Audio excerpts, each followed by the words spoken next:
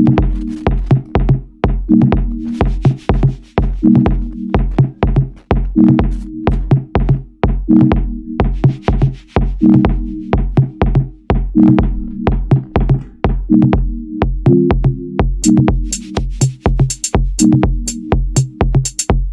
welcome to the most hated show in the black corner of YouTube.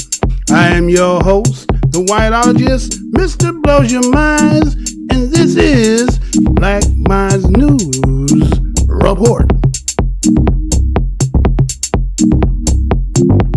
Black Minds News is to report, articulate, transmit, communicate, insinuate, develop, investigate, decode, unveil, spread the news, whether it's by news, video, website, or quotes from publications.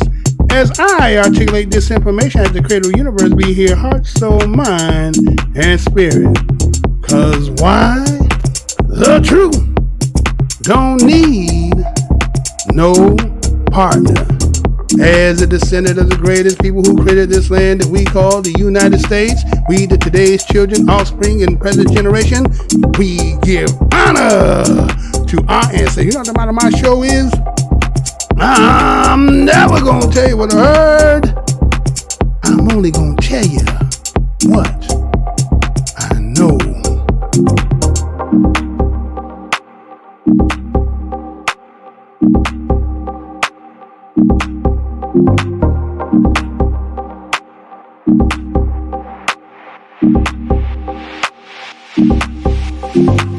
Today's date is June 20th, 2020.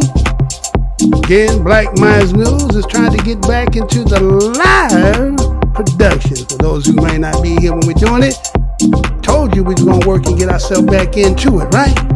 So today, being June 20th, 2020, I got a question that I want to pose. BIPOC, what is this really about? Does it infringe on Black Americans? I've seen this term put out there, and I want to ask and pose a question that, I understand allyship. I understand that people want to be, participating as to what has been the atrocities of we as Black people. But I think somewhere there's an underlying agenda, might be. So maybe we might find some people who might want to tell us the truth. So again, we're going to sit back here as we get into this broadcast. And as we get into it more, we're going to let you know what we're going to get into as we go along. Again, welcome again. This is a Black Minds News Live Report. So stay tuned as we get into this broadcast.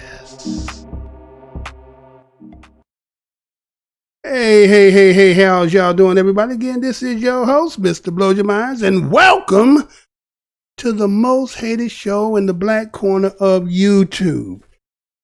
First and foremost, I want to say what's good to my fam, my subscribers that should happen to be here that is live. What's good, fam? I know you probably wasn't expecting that, but I've been telling you I'm going to get it back into the game. We then went into the laboratory, got some things worked out, got the kinks out. And we about ready to do this thing because it's time that some real questions got to be asked and real news got to be disseminated. Passerbys, if you happen to pass by, this is the most hated show in the black corner of the internet.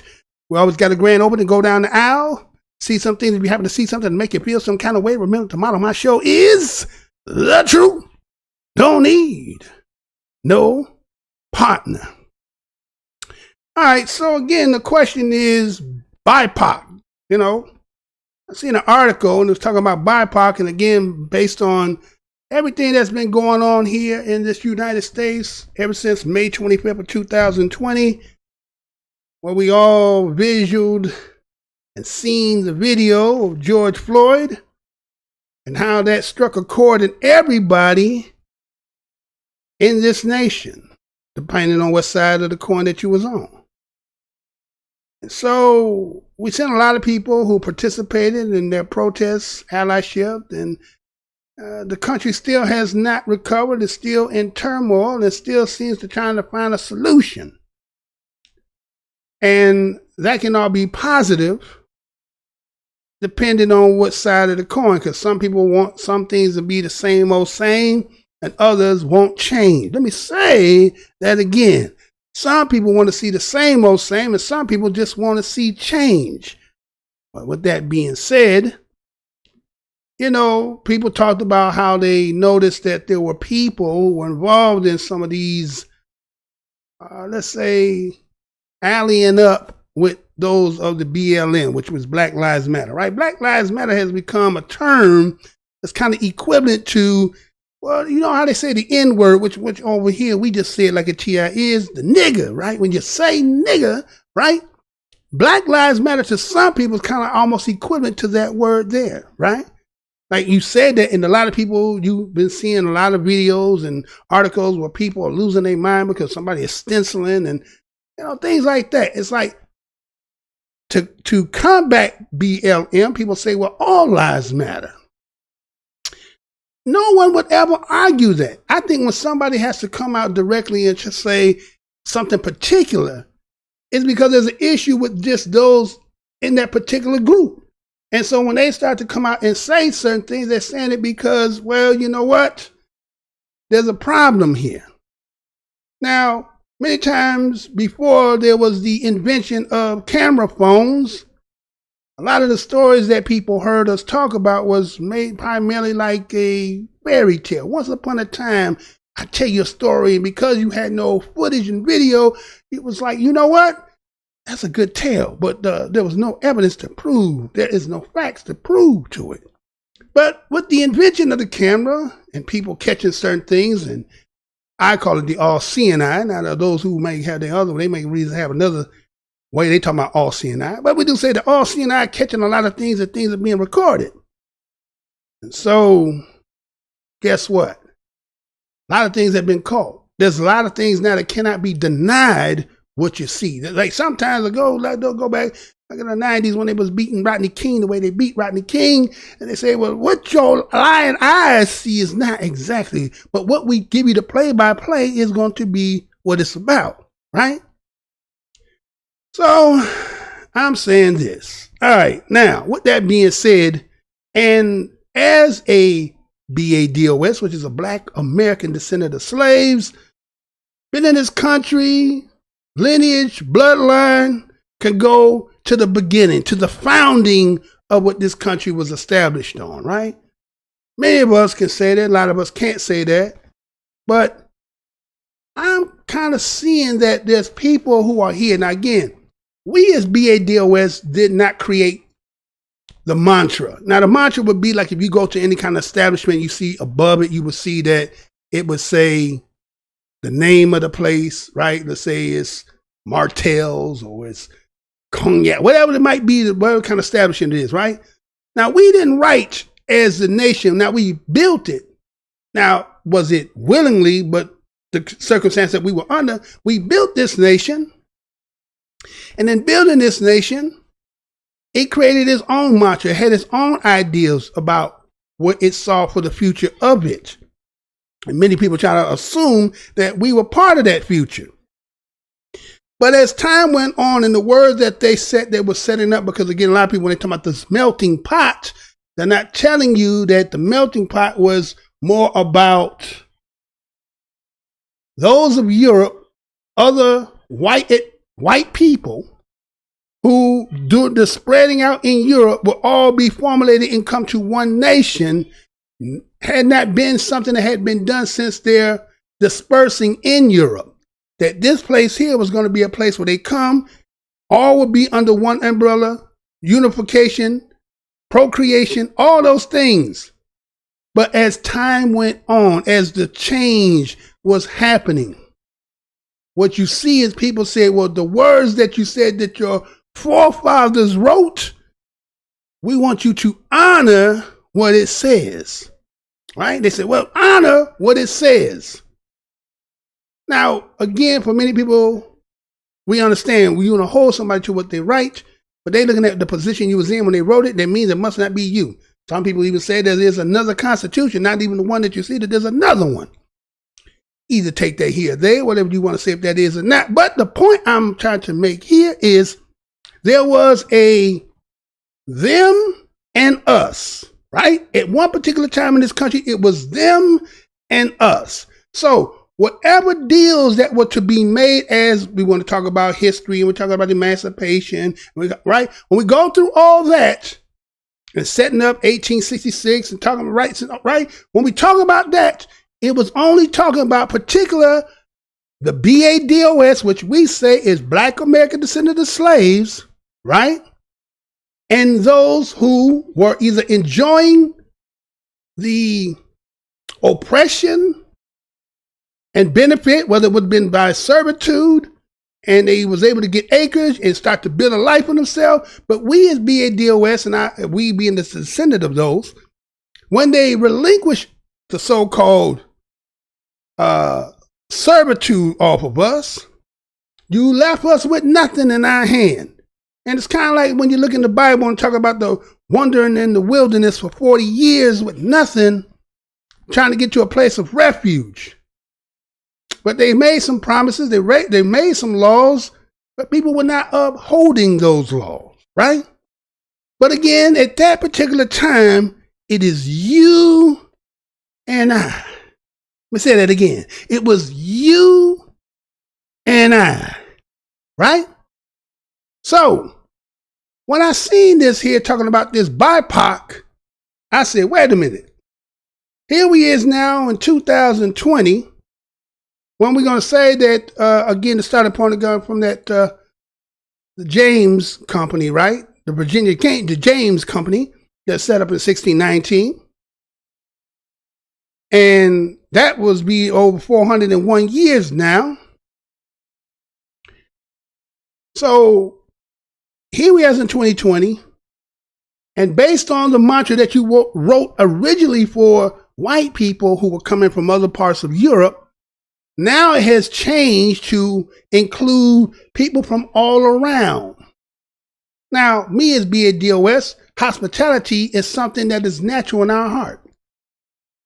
We don't have a problem with setting a table for you, a plate, giving you the shirt off our back, and forgiving you when you way wrong. Let me say that again. We as BADOS will give you the shirt off our back, set you a plate, and forgive you, right? But guess what?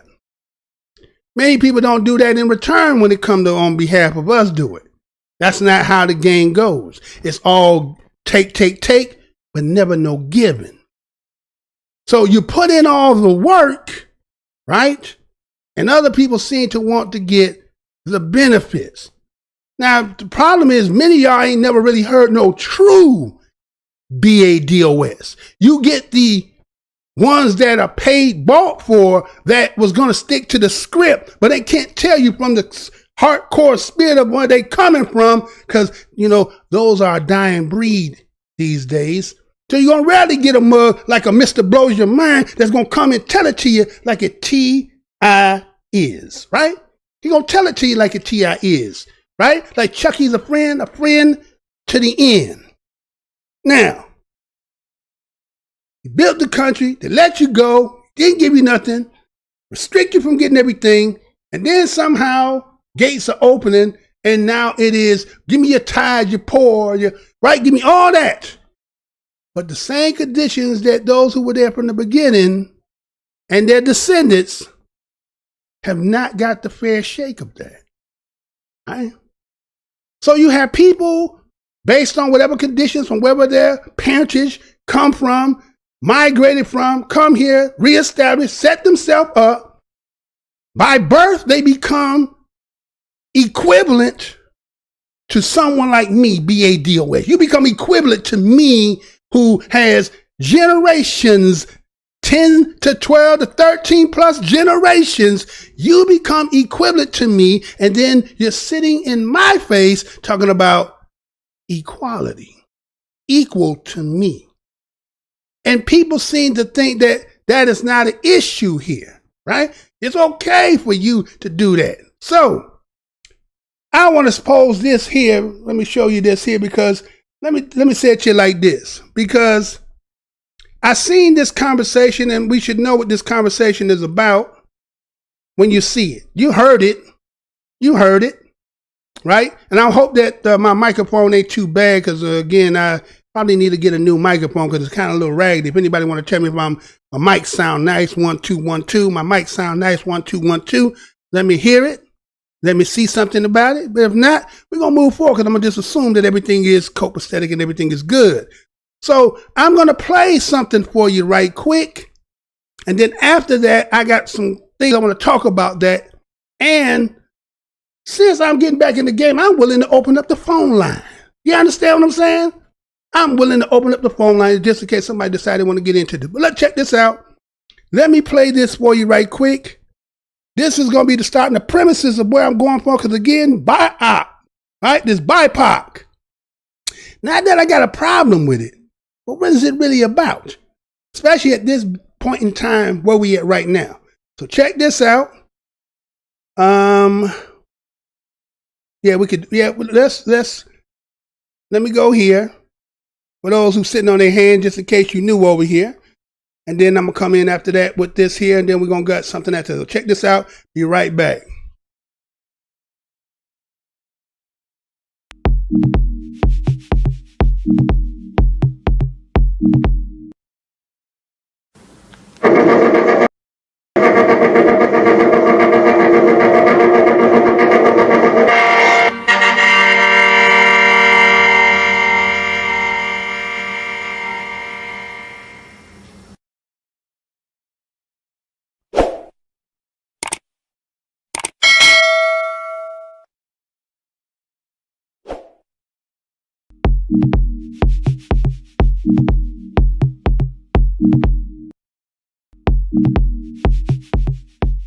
Hey, what up, world?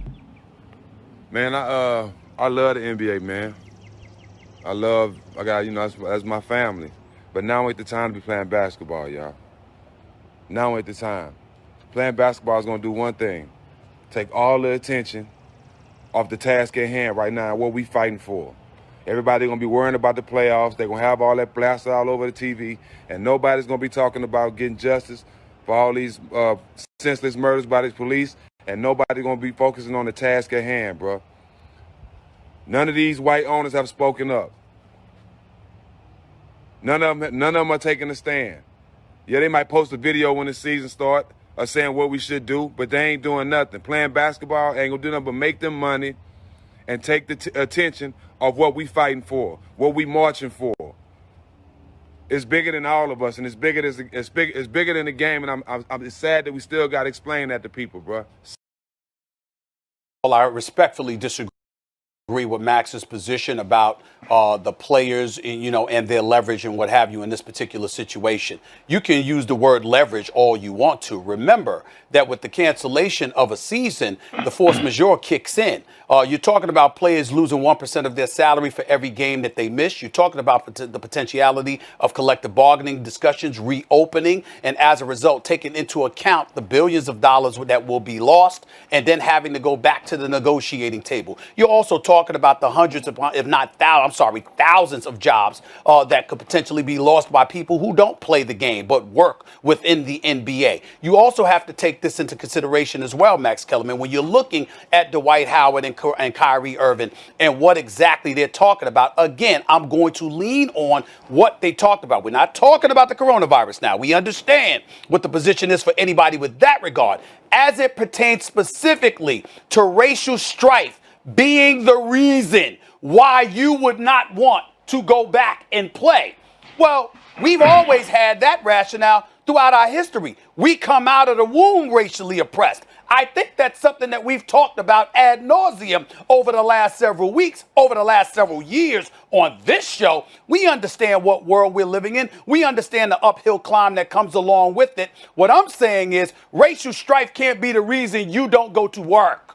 You go to work. If you're Kyrie Irving, who's making $31 million this year, there's a whole bunch of people that ain't going to make that kind of paper. You're also going to have a residual impact that's going to have dire consequences from a financial perspective. And then when you talk about actually protesting or whatever, I don't recall one instance where we've heard anyone associated with the National Basketball Association, all the way up the chain with Adam Silver, that prohibits you from being active in the fight against racial oppression. Your social media pages, your willingness to protest and things of that nature. Let's face reality. We don't expect Brooklyn to be playing but so long. And oh, by the way, Kyrie Irving was going to be playing anyway because he got injured in March and he's out for the season. You've got a whole bunch of folks that still have the freedom to go out there. You go to work and you can still protest. You can still make contributions. Like Austin Rivers said, the money that you generate, what you can put into those coffers. And I'll regurgitate the point that I made earlier in terms of contacting the NAACP Legal Defense Fund or anybody like that who've already put in the groundwork that can take those actions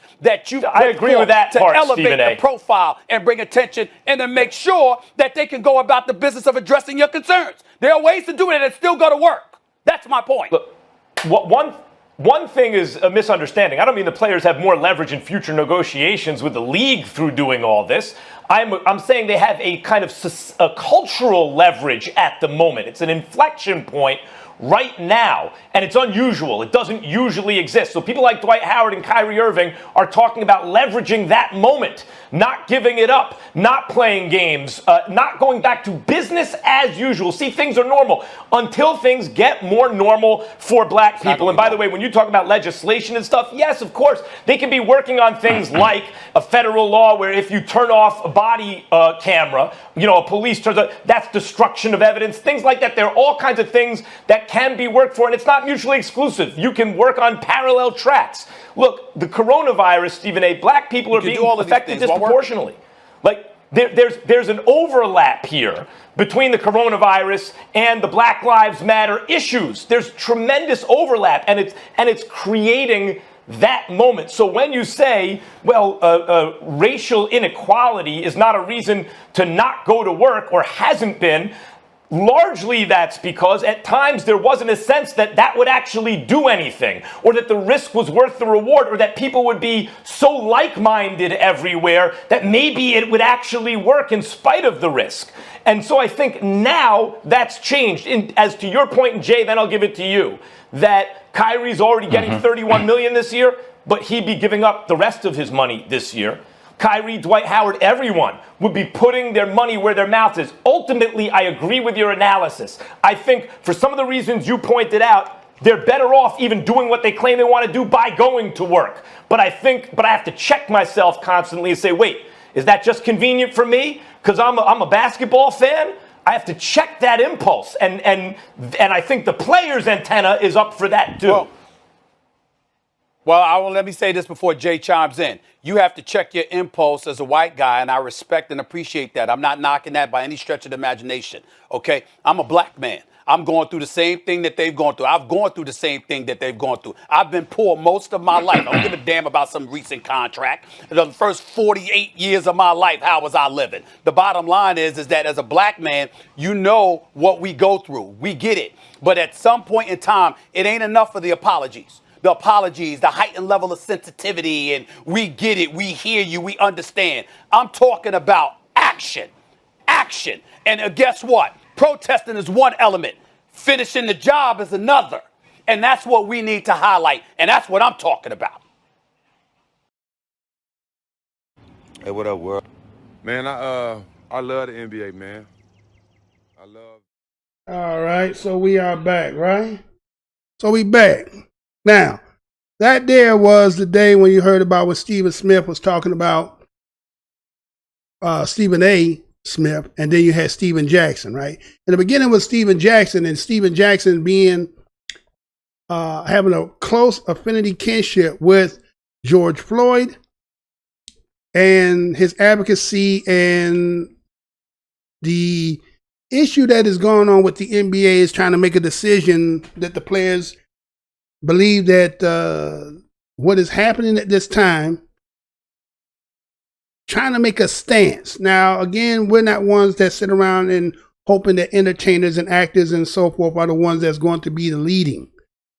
But based on the situation that done took place, again, since May 25th of 2020, and how that went across and reverberated across this country, that you have somebody who is kin, as into what they call themselves, that also is tied into an organization that has a lot of influence in this nation. And so what you see is Stephen Smith is telling that if y'all decided that this is what y'all want to do, right? Because this is bigger than basketball, right? This here is about we as BADOS in this land, what our history, and many of us, and the time that we in right now, it just happened to be that time. And so there's a situation that is coming that they may have to make a choice. Right now, the marquee of that is kind of holding out. And other people, as Kyrie Irving has made his state, said he was going to, make his stance. But then as you heard Stephen Smith, now the thing that I have an issue with what Stephen A. Smith saying is this. Now again, anybody who might hear me, don't take none of this personal, right? It's business, right? It's the business that you can't get on the media, general media. It's not stuff that's said that many of you who grow up amongst even your own family members, they don't really talk to you real like that. But, you ever heard the term, everything in my skin ain't my kin? Now, the reason why they say that is because sometimes people attribute to the fact that they say melanin, which is what is giving us our color, is the connecting factor that makes us all family. I will not disagree with that at all. But then, based on geographical locations that we all disperse from or have originated from, time creates a new, right? Let's say you become a new people. There's still affinity, there's still kinship, there's still family bonds and ties, but you become a new. So when people talk about, let's say, the transatlantic slave trade, and they talk about how we as this particular people, we end up here, and you end up being here. So we as BADOS, according to the story that we all, some subscribe to, that we as BADOS have been in this land, in this country, as their count of 1619 to now it's 401 years. Then you have the new people who come over here by first generation, second generation, so forth. Right? Now, Stephen A. Smith is talking as a person who would be, in my eyes, a first generation person, right? Because his parentage is from outside of the United States, right? So we as BADOS, many of those who have the intuition or the intuition to know and to be able to discern, I can hear when you talk. And I hear the words that you say that actually identifies you when I listen to you. And so when I hear somebody who, again, it's not that maybe he's trying to steer the conversation in a way that would be beneficial, but when you keep saying money, money, money, and then somewhere in your conversation you start talking about something else, then I said, aha, that's what it is. That's what it is with you, huh? All right, so let's go to the points. Stephen Jackson says it's bigger than all of us. Now, you who might be listening to me now and those who might be listening to me later, is the situation bigger? Like, let's say you're at a crossroad. Based on what took place, yes, the country is trying to figure out ways how to remedy the situation and try to come up with, now they're trying to say about reform and all that other stuff. Now, again, depending on how new you are to the game, meaning how old you is, how young you is. Sometimes we done seen things before and people are getting in situations and then we kind of like the same old thing. After a while, it's hot now, it cool off, and then somehow it goes back to the same old game. But if he says bigger than us, that means that the job that you're doing, the fun that you're having, yeah, you can make that money. You can go out there and play that game. But then when history looks back at this time and say, what was you doing and what was your place in it? Some of them know, as cut from the cloth, that they're going to be accountable because they had a moment, right? They had a moment. So Stephen A. said you still need to go to work, regardless, right? He said you still need to go to work. He said he's gone through it. Did you hear Stephen say something? Well, as a black man cutting the, he said, well, Max Kellerman, you know what? Yeah, as a white dude there, right? I understand when you say you had to check yourself, but as a black man, Stephen A. Smith, gone through this. Now, what did you go through? See, this is why I had to do the topic today about BIPOC. You say you've gone through something. What did you go through? What did you go through? As lineage, not talking about you personally in your life, experience the American experience. We're talking about what have your people who've been here generation upon generation, upon generation, upon generation, upon generations. What have your people endured? So it's easy for you to sit there and try to throw at them and talk about, well, you know, the collective bargaining, and then they have the force du jour, right? You go through all that and the different considerations. You got to worry about there's people who got jobs. But when our ancestors was going through what they was going through, who was doing what you're asking them to do? Now they'll tell us stories and talk about, well, you know, they had people here who were Quakers and they were abolitionists, but they also owned slaves too, didn't they? They owned slaves too, didn't they? Huh? So he says, not working because of racial strife? He said, well, we've been that from the time we were born. Well, again, transatlantic dropped people off at different destinations. You might be St. Croix, St. Vincent's, Jamaica, Trinidad, Cuba, right? So each place that one was dropped off has a different experience. Don't have the same. You don't have the same. And so to chide it off and say racial strife is something that make you not go to work. Racial strife make a lot of people lose their job. Let me say that again. A lot of racial strife make people lose their jobs, right? That you can be fired at your job for racial strife and tension. Somebody can have racialness against you and fire you, and all you can do is try to remedy by going through EEOC and try to go through the courts and but the thing is they got you up out of there, right? So he says that he even tried to downplay the fact that Kyrie's standing up. He said, well, shit, he gets making the money he's making, right? What good is he anyway on Brooklyn because he got injured? It ain't like he's going to be playing, right? You try to downplay him. And then he kept saying, you can use the leverage all you want. Now, see, those who watch that show enough know that Max Kellerman seemed to always check him in a way that he's seen because, again, being black is synonymous with being black American. Let me say that for the damn record here. Being black is synonymous with being black American. Other people like to use it like trying to be inclusive, but you know the origins of where you come from. You know who your people's is.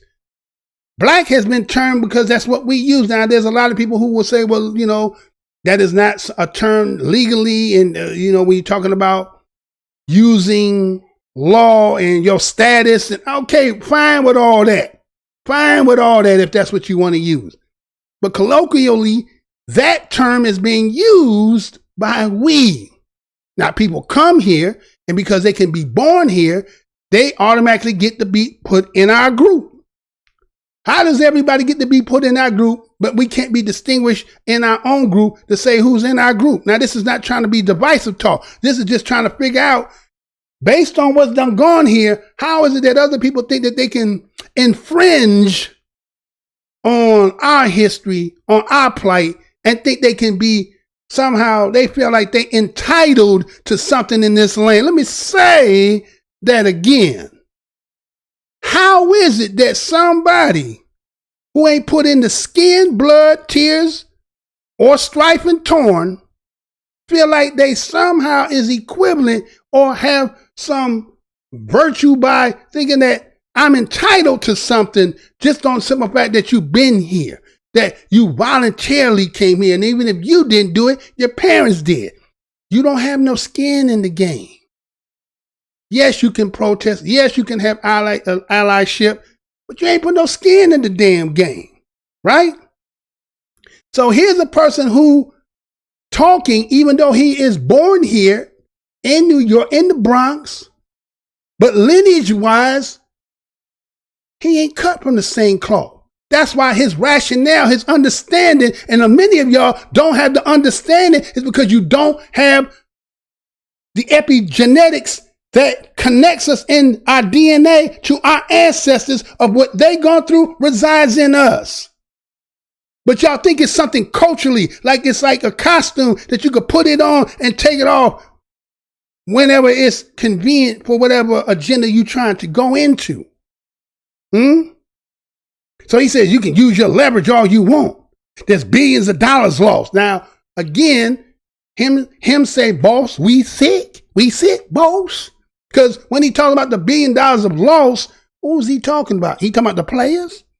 What players making billions of dollars? There is not a player in there. LeBron would probably be, LeBron and a couple other players, again, long tenure, you'll eventually get paid. But let's just say, even if you probably took your top 10 players, you probably wouldn't have $1 billion, right? You ain't got no $1 billion. So who getting all that cut?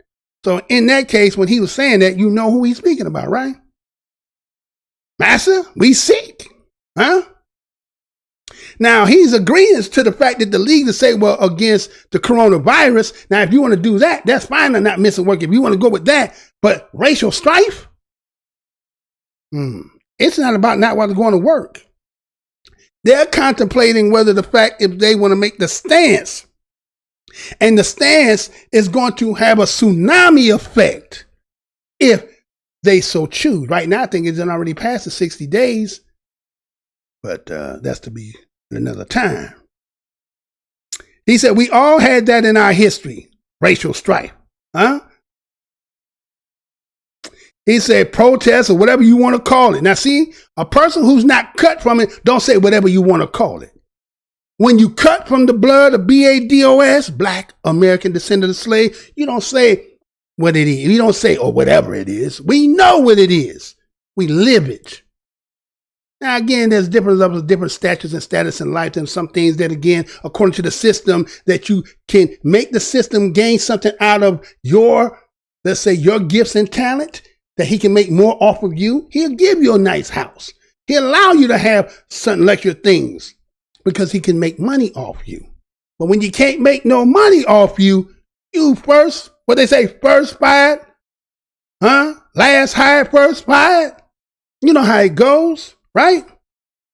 So anyway, he goes on and he talks about that the cancellation of the season is the only thing. Now, they would lose money regardless what they play. Now, they got it in that force majeure they talking about, where they're going to take 1% or 1.5% of their money for every game that they don't play. They done already played 67 games. As much as they done gave and they don't want to play. But he said, no. They said, well, we're not really talking about the corona. We're talking about our people. He's saying culturally, right? Now, check this out, that Max Kellerman had to come in there and check him. This ain't the first time Max done had to check him. Max told him, again, he don't get it. He just don't get it, right? He said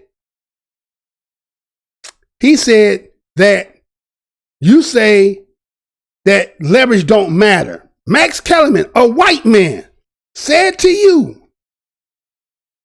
he said the leverage that they have now is not a cultural leverage. Huh? See the people who come from somewhere else, who come here and then think they part of something, right? You think because you born here, a lineage or two here, you very inclusive? If you've gone through the history we got when has ever been the time that you've seen now? No one living can say they've seen a time like it is right now. And the leverage that he's talking about that Max Kellerman is trying to get you to say is the fact that because of the openness of what we saw. See, everybody else that we heard the aftermath of. They give you the play-by-play of what happened, but you didn't actually see it. When we see Eric Gardner, we seen what happened, right? Sean Bell, we seen, but we didn't see him get shot up. We seen them shooting, right? Right?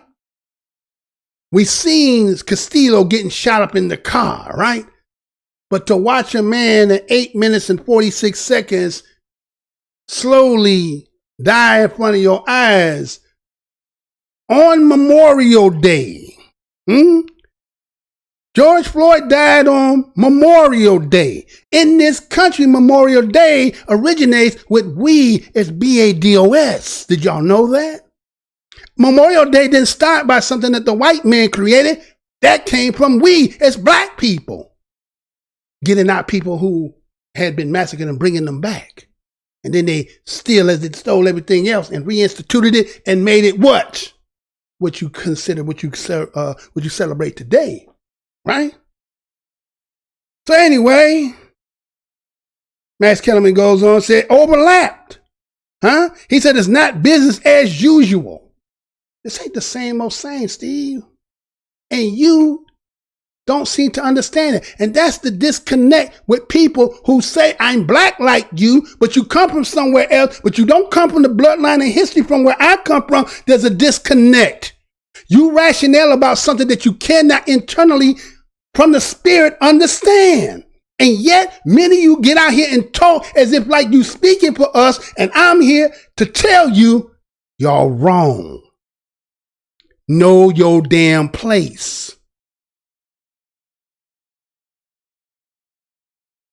So he said, overlap here. What is creating this moment? Well, we just got off a pandemic where it ain't even over. It's coming back again. Right? It's coming back again.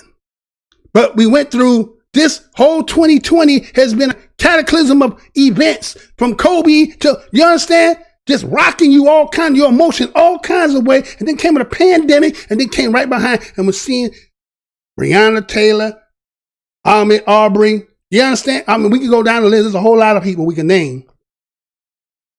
Right? Just rocking you. And then to see that one. Robin Harris used to say, festivity. Right? Festivity. The highest of festivity that one can only take. And after that, can't take no more. No, those who've been around, remember old Popeye, I can't take anymore. Right? And it was reverberated through the whole country. But this cat here can't understand it. Because he's talking about, well, I don't talk about the money I just got. I've been poor. It ain't about being poor. It ain't about being no damn poor. See, that's how you know somebody don't understand this. You not cut from the cloth.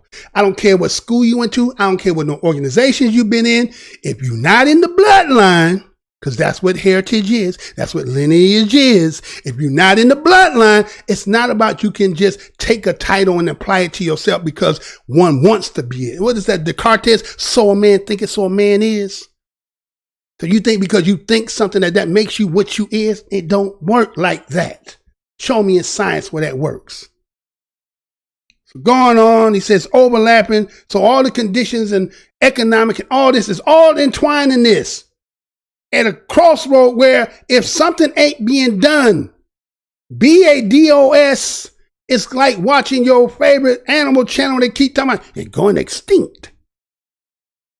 It's like you want to watch us do 846. Let me say that again. It looks like that some people on the silence think that they want to watch BADOS go out like 846. Slowly but surely. So Max Kellerman had to tell him time for protesting and using the platform at the risk in the moment. The platform that they got. Then they watching. And guess what? The tsunami can happen. Now, I'm pretty sure a lot of them is getting some phone calls in the background trying to make them to do that because, again, you know, NBA is a black man's league. As much as they trying to make it change to something else. Again, I could talk about that in another form, but I'm just saying, being a black man league, if they should follow or they should pursue, who else gonna follow? And that's where you will see the cataclysm of the tsunami. That's where this at, Stephen Smith. That's the choice they're looking at. Sometimes, like, there was, what was that name? Candace Owens? Or what was it? It was Candace Owens? Whatever the hell name. Candace Owens, right? Talked about that George Floyd was not suitable to be a martyr. Sometimes your ass you don't choose, you get chosen. So maybe they're being chosen. They're at a crossroad and they got to think about it long and hard. What say? Study long, study wrong. So he says he need to check his impulse as a white guy. That's what Stephen Smith said. But I was poor for years and I've gone through it. See, people think that to be a black American, because you here, you born here, your birth certificate says you are an American, you know damn well that your parentage, because I mean, that's what the same thing that happened with Kamala Harris. She was blackity black, blackity black. But then when the moms went in the background, wait a minute, your daddy Jamaican, your mama Indian. What makes you cut like us? Just like they did with Barack Obama. Wait, you know, Barack Obama's a black man, but his daddy from Africa. His mama from Kenya is a white woman. What makes him cut like us? And then wonder why when we be talking as if like, y'all don't understand what we talking about. How you don't understand what we talking about? Because you're not cut from the cloth. So it looks like everybody seemed to come here, play us dumb, and think that somehow you're just going to step around us and we're not going to say nothing. And when we say something, you irritated. You angry. And that's what this country is getting to, right? That's where it's going. Right? That's where it's going. So, to show you, Stephen Smith, that you say what they fighting for, why they want to do. We're not putting the onus on them. We're not saying that y'all have to do that. That's a choice they got to make. But if you're throwing money at them and money they to lose and people in their jobs, put that on a scale versus generations of disenfranchisement and the whole nine and see which one is going to be heavier. Then you have to ask yourself, is that what you're willing to do? So you have to ask yourself, when we see things like this, now check this out and we'll be right back. Check this out, y'all. Be right back. I can't breathe. Those would be the last words 50-year-old Byron Williams would ever say. He can be heard repeating them over and over again as Metro Police placed him under arrest around 5:45 Thursday morning. Metro Police, stop! Stop! Two officers tried to stop Williams near Bonanza and MLK for riding his bicycle with no safety lights. That's when Williams took off running. The officers chased him down. After repeatedly telling officers he couldn't breathe, body cam footage shows the officers stand Williams up, and you can see him trying to hide drugs. Moments later, his body goes limp. Officers drag him off around 5:55, and that's where the footage stops. For at least 7 minutes, officers had their body cams turned off. There was a time where the cameras went off after they got him over to the police car. There were 7 or 8 officers there, remind you. Every last video camera went off the exact same time. The body cameras came back on around 6:10 as paramedics were performing CPR. Doctors at Valley Hospital pronounced Williams dead just before 6:45. His family wants answers as to what happened while the cameras were off, why they were shut off in the first place, and why no one helped Williams after he told them repeatedly he couldn't breathe. When you hear someone say they can't breathe, it's protocol to turn them on their side. It's not okay. It's unacceptable. Those officers need to be held accountable. Now, Metro Police telling us that the officers involved, the 2 officers involved, have been placed on administrative leave during this investigation. They say they're working to figure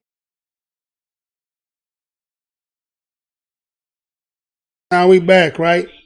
For some odd reason, they want to say that that particular video seems to be content interest. It's nothing but a news clip, right?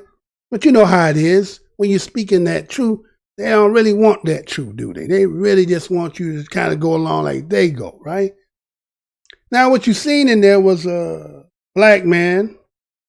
His name was Byron Lee Williams, right?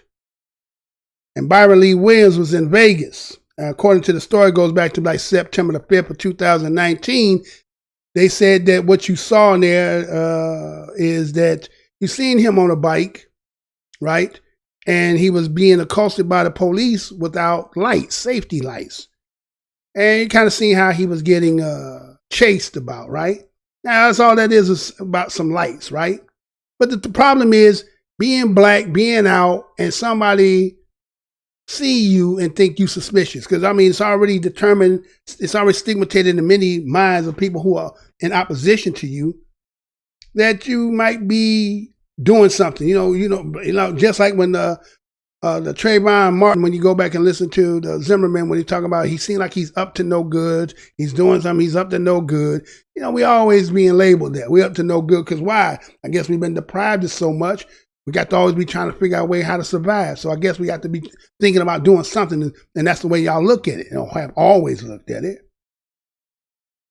So September 5th, 2019, the Las Vegas police again chased and arrested Brian Williams, who was 50 years old, for riding a bike without safety lights, right?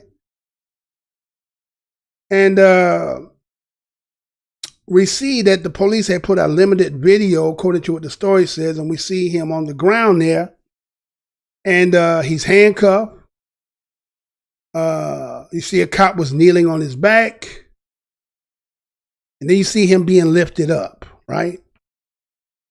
Now, he's being lifted up, but we don't see any movement. It seemed like he was stiff-limbed and everything else, but then they show part of the video where it seemed like he was moving, but we don't know whether that was edited to look like it was after the fact or that was before.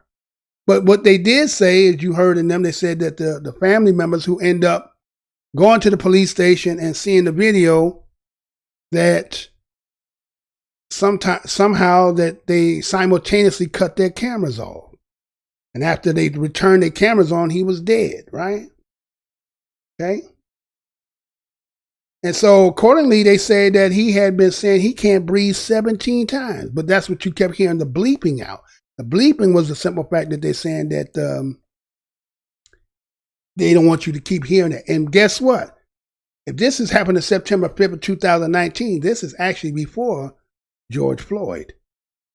So you might say, well, how come we never heard nothing about it? Well, according to what they said, well, you know, the way that they did the story and they put out the limited version of the video to the public, but the family got to see the entirety, but what they gave to the public was limited.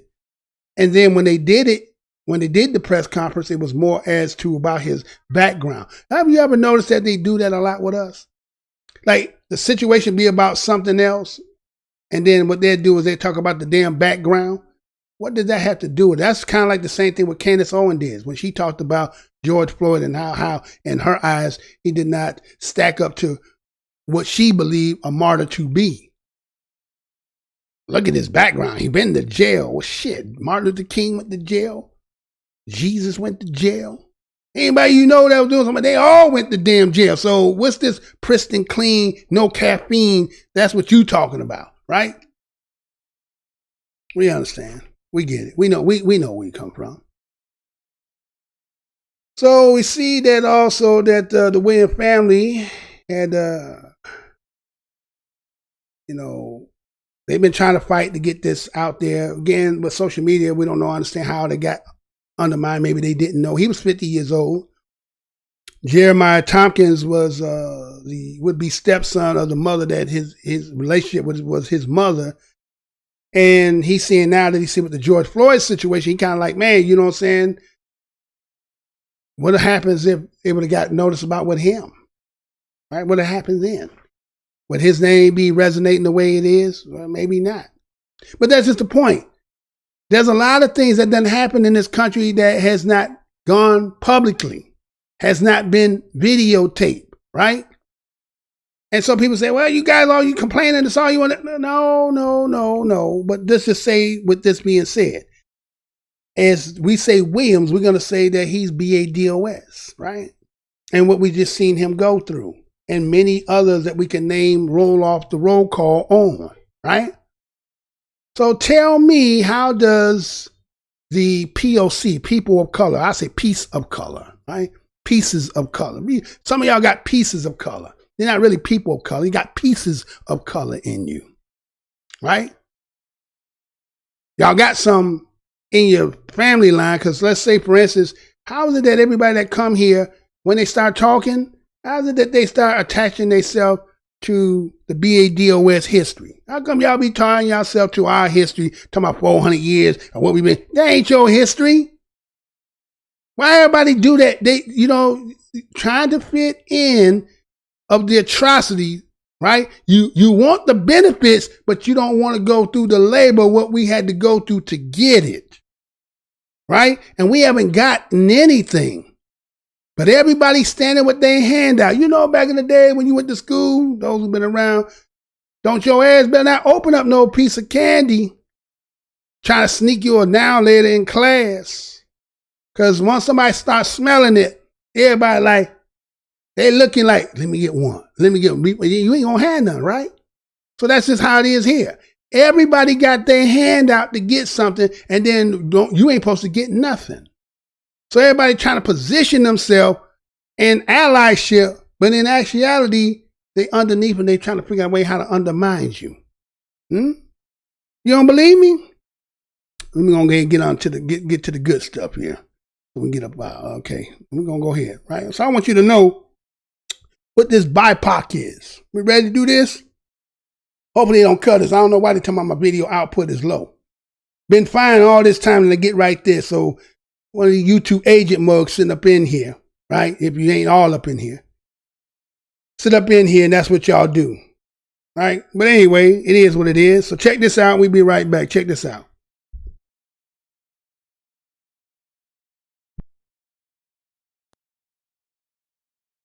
Where did BIPOC come from? You know I'm going to say that again.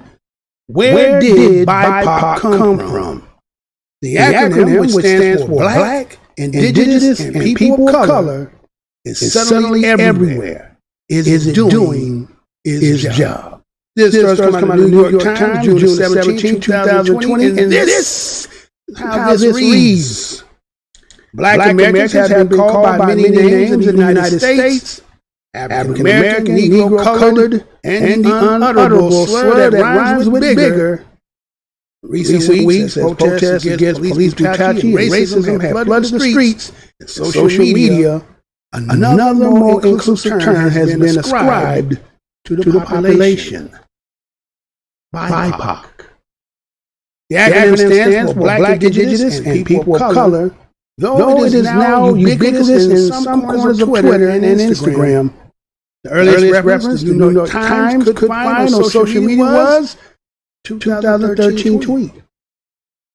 As a phrase, people of color dates back centuries. Was first cited in the Oxford English Dictionary with the British spelling COLOUR in 1796, and is often abbreviated as POC. The other two letters for Black and Indigenous were included in the acronym to account for the erasure of Black people with darker skin and Native American people, according to Cynthia Frisbee, a professor of strategic communications at the Missouri School of Journalism. The Black and Indigenous was added to kind of make sure that it was inclusive. Ms. Frisbee said, I think the major purpose of that was for including voices that hadn't originally been heard that they wanted to include in a narrative. Darker skinned Blacks and Indigenous groups so that they could make sure that all the skin shades are being represented. Charmaine Nelson, an art history professor at McGill University, said that the history of Black and Indigenous people in Canada calls for the distinction between them and other people of color. In some parts of Canada, mainly east of Ontario, Indigenous people were colonized but not enslaved, she said. like Africans who were subjected to chattel slavery everywhere. We understand that under colonialism, Africans and indigenous people had very different experiences. Dr. Nelson said to conflate everything in one is to erase which is the very nature of genocidal practice. If the intention was to help spell it out, some aren't getting the message. Social media, many assume the term stood for bisexual people of color. Others read it as a biop, the shorthand for a biographical movie. The term has caused confusion, and there is a universal agreement about what it means or who it actually includes. But to most of the people of color, it includes Latinos and Asians. Ms. Freeze says that the most significant part of the acronym was to include indigenous people who are asking for policing to change and discussing where race is mentioned. What we know is more often than not that they have been pretty much non-existent in any discussion about race or any discussion of any kind of things, she said. We don't see any narratives that include them. What we do see when indigenous people are included are sports. We have images and mascot controversy, and then we have products that rely on indigenous people like Land O'Lakes, margarine, and butter. Many black people are open to giving space to the plight of Native Americans, but there is a frustration when it comes to the term BIPOC. It is lazy to lump us all together as if we all face the same problems, said Sylvia Obell, a host of the Next podcast. Okay, now listen. When you blend us all together like this, it's erasure. It allows people to get away with not knowing people of color and all our separate sets of issues that we all face. It allows people to play it safe and not leave anyone out. And it also allows you to not have to do the work. In a moment when black Americans are asking that the names of those killed at the hands of the police be said aloud, and when black people are asking for equal treatment on a global scale, trying to fit all people of color and Native Americans in one term can seem tone deaf. The whole point is that we want to take up space, Ms. Obell said. Take the time to say black, Latinx, and Asians. Say our names. Take the time to learn, show me that you know the difference. To attempt to represent so many different identities in a single term is a product of colonialism. According to Chesley Lugger, a wellness trainer at the Native Wellness Institute and an enrolled member of the Turtle Mountain Band on Chippewa at Tribal Nations in North Dakota. It is a redundant term, if anything else, Ms. Luger said. All people of color are indigenous. A lot of people of color are not acknowledged as and don't have a connection to that idea because of their indigenous identities have been erased through assimilative techniques or just the connection to our stories and our history has been violently taken from us. The indigenous community critiques the designation of Native Americans and First Nations as the indigenous are called in Canada, because their diversity is not recognized in those terms, according to Ms. Luger. The fact that people think that we're one homogeneous group and they don't acknowledge our diversity contributes to our dehumanization, Ms. Luger said. It is common knowledge that European and white Americans come from multinational complex-backed groups with very diverse history. It is dangerous when you perpetuate the notion that black and indigenous people of color are homogeneous. Some are comfortable saying BIPOC. It was, should I call them black or African Americans, but BIPOC came out recently, said Gabby Beckford, a travel content creator, in a video posted to her YouTube channel. She explains the difference between the terms. I don't think it is supposed to be dividing, Ms. Beckford said in an interview. If you're talking about black people, don't say BIPOC. If you're talking about over-policing in the United States, you can say black people. It can seem lazy, but if you're talking to people of color in general, compare to the white experience, I think you should say BIPOC. Others simply want to be included in the process of coming up with terms that are meant to stand for them. This is like when we ask that they are arrest that they arrest the cops who killed Breonna Taylor, and they're like, how about we pass a law? Mr. Bell said, we're asking for a lot of things, and being called BIPOC is not one of them. Stop making decisions for us without us. Protests are going on in Billings, and authorities were notified of the rally ahead of time. Billings police says they expected the protest to be peaceful, but also say they are prepared for any outcome. For organizers, they say it'll be an emotional day, and Q2's Jenny Fick brings us more. Inspirational music, to get people pumped up but in a positive way. The organizers of Justice for George Floyd planned a peaceful protest, and they aim to keep it that way. We will be opening with an Indigenous people's prayers, a group that's coming in to do that, and I'm very excited for it because we are, the memorial for George Floyd, but we also want to include all BIPOC. The organizers hope to honor Black, Indigenous, and people of color in our community while bringing togetherness. We're going to be singing some songs. Just can't be numb to the certain situation anymore. The sadness and the rage and the love and the passion that I have needs to, it came over me. Conversations that are positive and go in a positive directions are when people are both willing to hear each other out. That have genuine questions, and if it's coming from a genuine place, I can answer those questions in a genuine way. They have also been contacted by people from the Not in Our Town program. Yes, we don't want people to just come hold a sign and think, hey, I just changed the world, because that's not what's happening. We need to keep going.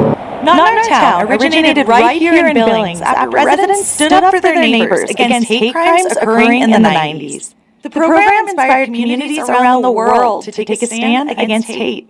Just proud that she brought me to this because this is something we've talked a lot about over the years. And I told my husband, there's going to be people speaking at the rally. I would love to see you speak. And he's like, I don't like to speak. That's not my game. But then this morning he came in and he's like, listen to this recording of something I wrote. And I listened to it and I started crying because I'm like, I'm so proud of you. I'm not just going to stop here just for this one certain moment. It's going to keep going for the rest of my life. So my kids can ensure and everybody else can ensure future. We'll close out with a prayer, and we will also be laying down on the ground with our hands behind our back for the 8 minutes and 46 seconds that George Floyd was held down. And so I think educating yourself and being open to having conversations with people of color and other minority groups, that's a great start.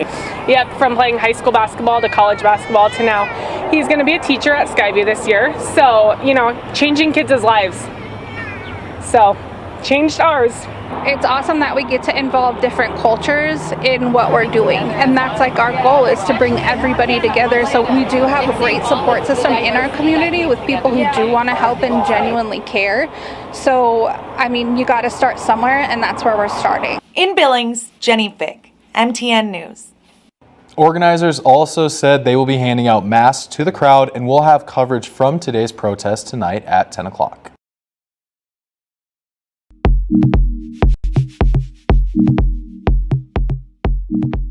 All right, I want to apologize to that. Looks like that there was an echo going on there, but due to the simple fact that that's something I had did prior to. So I want to apologize if there was a feedback on those readings there or on the videos there. Hopefully that you still was able to get the message. I would replay it, but I probably could replay it, but hopefully that you got it. So that is that there. That's that BIPOC, right? Some term that's been out about 3 weeks right now, and it's basically talking about how black representing black, I is the indigenous, P is POC is people of color, right? It's the acronym. And so where we are right now in the culmination of all the strife that's gone on, yes, people in this country collectively can say, and you have experienced some kind of discrimination, racial strife, hatred. Yes, you can say that. But the question becomes, are you entitled? Because, let's say, for instance, if you voluntarily came here, that was part of your volunteering, right? When you volunteer to come, knowing what it was. Now, again, I know a lot of people be somewhere else and they hear these famous, magnificent stories about the United States and how the streets are painted with gold and there's, everything is dripping with, fruit everywhere, and your mind runs wild.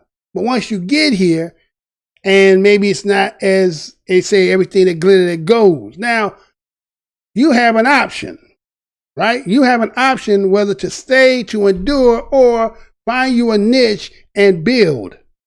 Now, let's just say that's POC, people of color, or pieces of color, I say, right? How do you, I understand that you want to fight for, let's say, policy change. People of color, I don't see the stories, and I am a news channel here, right? I do news. Now, again, I'm getting back into this daily thing because I done figured I got everything that I need to get done the way it needs to be done. And I do news, and I've been doing news for some period of time now. I've been doing this for 8 years now. Now, you wouldn't be able to tell by seeing my views. You won't see that because of my numbers, because I'm the most suppressed show on Black YouTube, in the corner of YouTube. I'm the most hated show there is. I did a video back in April 1st of 2014, and ever since I made that video, they said this channel will never get off the ground. You can put the name of my channel in there, and it won't come nowhere in the search engine. You have to put it entirely in. Or subscribe, and guess what? Maybe you get the notification. But this 8 years, 2,900 subscribers, can't get 100 views. You tell me, right? But anyway. So with that being said is that people of color using this as a way to gain rights, to somehow get a piece of the pie. If you listen to a lot of people who are talking out here, what they start saying is they try to act as if like they're entitled to something. Right? They're entitled to the pie because their birth certificate says American. I seen a woman who, in her dissertation when she was talking, said her daddy was Jamaican, her mother was Indian, and yet say when she said she black out of her mouth, black in this country means me, B-A-D-O-S, family, those cut from the cloth. African American also means me, those B-A-D-O-S, those who cut from the cloth, who people come from the South. When did this become this blanketing cross the bridge everybody can jump on and everybody gets in? The issue here is so many people come here with their hand out, but ain't never, and maybe because you're born here, but we're going to say the people who ran ain't fought for nothing. You ain't never fought for nothing, but you think you entitled to everything. How does that work? And the problem is, are you a hindrance? Are you infringing on me as a BADOS? Now, I'm not here trying to be divisive, but we do got to set some things straight.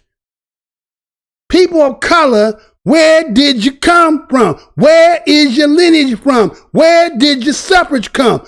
That's why you know you're not entitled. Do I have to say that again? People of color, where are you from? Where your people from? Where your bloodline come from? That's how you know when you're entitled to something. What is your family history and what have you gone through? Now I understand you fighting and right and allyship and to help somebody to get something. But to think that you're going to somehow get yourself in position, LGBTQ does it. Women's rights try to do it. Huh? Everybody try to find a way to sneak in so that you don't have to deal with us. And we ain't supposed to say nothing. Just take it like you've been taking it. Every time when they start talking, the first thing come out their mouth about suffering the 400 years, and ask yourself, well, what part does that got to do with you? If you're going to be honest, don't be looking for your handout for something if you're not cut of that. You're not entitled to nothing. You have not put nothing in the skin of the game. And a lot of people are going to walk away and not like what I'm saying because nobody, no real BADOS is talking out here. Not going to say it like it is.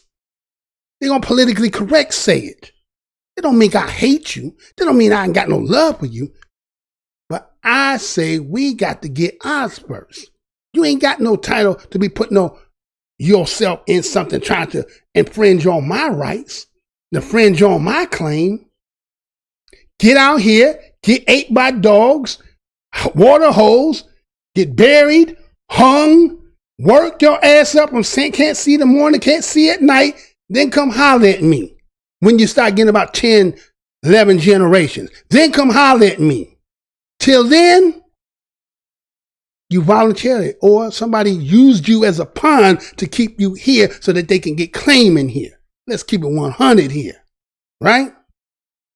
So a term that they use that came from the Oxford English Dictionary back in 1796 talking about color. Now we as beer dealers done had every name in the book. Colored, Negro, Black, African American, right? We done had every name because somebody keeps trying to switch up our name because you don't really want us to know who the hell we is, but we done already figured that out. So did you hear when I read in that article that the person who is, actually studying this, Cynthia Frisbee, she's a professor of strategic communication. Think about that, strategic communication. She's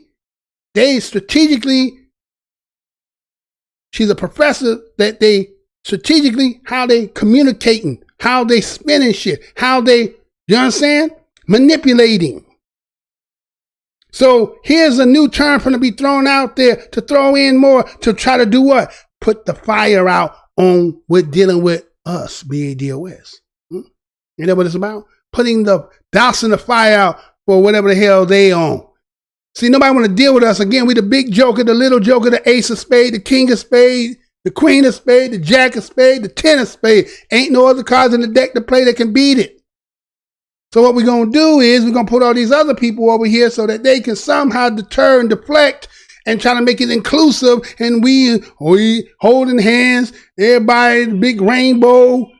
You ain't got no skin in the game. You come from somewhere else. Your color don't make you part of the lineage of what done happened in the history here in the United States. But see, nobody ain't going to want to say that. I said it, and I'll say it again if I have to. So, ain't that something? People are trying to find a way to fight for their own, and yet the biggest fight that's here, there's only one fight here. There's only one claim here. If you're not on board with that, then you can't be nothing but in opposition. Don't pretend by doing something that looks, again, the showy displays of one's protesting and, for George Floyd and Breonna, we front. But then behind closed doors, trying to strategize how to figure a way how we can bump and take. Ain't nobody going to talk real like that. Ain't nobody going to say it like it is. So it's so bad. The point is, I'm going to put it to you like this. They may let me get it off. They may not let me get it off. But let me just show you this. Let me before I go to that one. See, when we talking about when we talking about the difference between Black American blacks, African Americans versus those who might say they POCs, when they talking like this that I'm about to show you, are they talking about you? That's the question. Are they talking about you? Let me show what I'm talking about. Be right. This is going to be short. Let's see. Hopefully, it should be good. We should be good. All right, check that. Let's go. On the president's executive order on police reform, let's bring in Rudy Giuliani, former New York City mayor and President Trump's attorney. Mr. Mayor, good morning. Good morning, Ed. How are you? Fantastic. Clearly, the president in the Rose Garden yesterday made clear we need to root out the bad cops, we need to stop senseless violence. But I also remember on 9/11 when you arrived at Ground Zero, debris was falling, the towers were burning, people were literally leaping to their deaths so that they would have a sudden death rather than waiting to be burned alive. What goes through your mind when you hear some people in this country say, defund the police? Well, I mean, that's a terrible, terrible overreaction to what's been created as a almost a hysterical reaction to a single incident, and not just a single incident, some incidents of police wrongdoing, police where they actually are unjustified in the use of force. But as the president pointed out, and as we all know, I think logically, 99%, if not more, of the police contact with the public is appropriate. Either no use of force, or in many, many cases, a use of force to save their lives. After all, more police officers are shot and killed by blacks than police officers shoot and kill African Americans. The unarmed shootings, which are the ones that are troublesome ones, there are only 9 of them against blacks, 20 against whites in 2019. So that'll give you a sense. Meanwhile, there were 9,000 murders of blacks, 7,500 of which were black on black. So the president's trying to deal with that. You're citing the statistics. You're trying to find a balance. Go ahead, quick. That's absolutely right. That is not to minimize the fact that those 9 incidents or more are very serious. And what he's recommended is the first time anyone's ever dealt with it. I mean, Obama had years and Biden years to deal with this and did not. And they had some terrible incidents. So this is a very, very good idea. You mentioned to have let me just jump in. Have a standard, to have accountability, to have a way of reviewing it. We've never had it before. And to have a base of knowledge from which we can get an idea of, well, how big is this problem and let's solve it.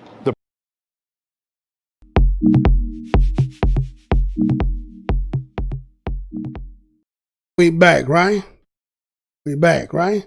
That was Rudy Giuliani. When Rudy Giuliani was talking, was he talking about POCs? When he said that black people shoot cops more, was he including POCs? Or was he talking about black Americans? You see what I'm saying? We get the stigmatization, right? We get all the bad rapport. We carry all the negativity that one can dish, but then people on the side looking at, yeah, that's us too. We don't see the stories. We don't see you out here like that. Now, again, I'm not saying that y'all a big group that y'all can't, but again, with social media, the way people can put stuff out there, you can get some attention to it if it's need be. But obviously, you don't have those type of stories. But even in that case, I got to look at some of the stuff what he said, right? He has said that he said like only 9. Now maybe he's talking about just in California. Maybe he's talking in California. That only 9 black people had been killed by police and 20 with white people. Let me see if I can pull this up. Let me see if I got it. I pulled this up right quick. I'm trying to do it in real time here. Which is, I got a stat that I want to show y'all based on what he said here. Now, you heard what he said in the video. He said, well, you know, black people shoot cops more. Really? Now, again, I'm going to say this. Black people, we, BADOS, Black American Descendants of Slaves, you will never see Black American Descendants of Slaves out here protesting, fighting for somebody who we know is a criminal. Who done did diabolical, devious, or however you want to categorize it. You will never see us doing that. But the ones that we do, it be so obvious, but then you try to throw stats at us as if like, well, no, that's not. This is the real truth. You guys are doing this, right? So let me see if I can pull this on. Let me see if I can see where it said. I got it right here somewhere. Hold on. Let me give me 1 second, y'all. I got it. Because I was like, wait a minute. See, you say some things that you threw out there and that is not even an accurate stat. But it tries to lessen the fact. Let's just say if there is 9 and there's 20 whites. Let's look at the percentage-wise as to let's say if there's 100, let's say that white people say they 65% of the population of a 325 or 330 million people, right? So y'all got 100 million, 140, 150, 160 million people, right? Then you have with blacks and Hispanic, and then there's the rest. So if we only 13%, 13% of the population, and you say we have 9 and they have 20. Well, damn, we're a smaller group. Why we got so much for a smaller group? Now you're a big group. 20 is 20. But 9 with a group that is twice as smaller, 2.5 times smaller, maybe almost 3 times smaller, according to your numbers that you state. How's that not alarming that there's something wrong here? How can we not say there's something wrong in that? I'm trying to bring this up for y'all. Hold on one second, y'all. Put it in here. Just got to find it right quick. Because he said that and I went to go get the stats for that. And I said, hold on, wait a minute. That don't sound about right. Then what the stats going to show you, I can get it up here. Let's see. Where that's at? Where that's at? What's that? Come on, where is it? I got to start putting that name on that one there. Oh, that's not it. That's not it. Come on. I'm looking for that stat for y'all right quick, y'all. Give me one quick second. Let me see where that stat at. Yeah, that's strange, right? Where is that at? Let me look over here. Maybe it's over here. Let me see what that's at. But anyway, when Giuliani is talking like that, he really talking about people of color. People of color are not really the ones that statistically the stuff that's happening out here. It's not happening to y'all like that. I'm not saying that it don't happen, but I'm not saying that the majority of the time that those are the incidents that happen that be you guys. And I'm not trying to separate you. I'm just trying to make the point here. Is this it there? I think this is it right here. Hold on. This might be it right here. Okay. I got it. Okay. So let me pop it up right quick for y'all. It's going to be under. All right. So I'm going to show y'all this stat right quick. Hold on, Bo. Here we go. All right. So let me show you this. We ready to show that? Should be ready, right? Took me a minute to find it, right? A little slow over there, right? All right. No, that's not it. What is that? No, that's not it, dude. Not it. Oh, this one. That one. There you go. All right, so let me show y'all this. Hold on. Okay. And is it up? There we go. All right. There we go. Took us a minute. We got it, y'all. All right, so let me show you this. What he was showing. What he stated, remember, in the video, he said there's only 9 blacks and 20 whites. So what I want to show you is, let's see. Can they showing it yet? Everything seems to be a little bogged up right now for some reason. Yeah. All right, so let's see if we can put it up there or not. See if it goes up. If it goes, let's switch it. Still not showing. There you go. All right, so you see on your screen there, right? Now you see on your screen it says number of people shot to death by police in the United States from 2017 to 2020. Now he had the one stat that he said 2019, right? So what I did is I got 3 years worth according to what they say out of society, crime, and law enforcement. Now what you see, the blue there is in 2017, and it shows that whites were killed 457, right? The 457 whites, according to this stat, says number of people shot to death by police, right? But 2007, look at blacks, it's 223, right? So that's about 234 more killings. But remember, this group is 65, 67% of the population.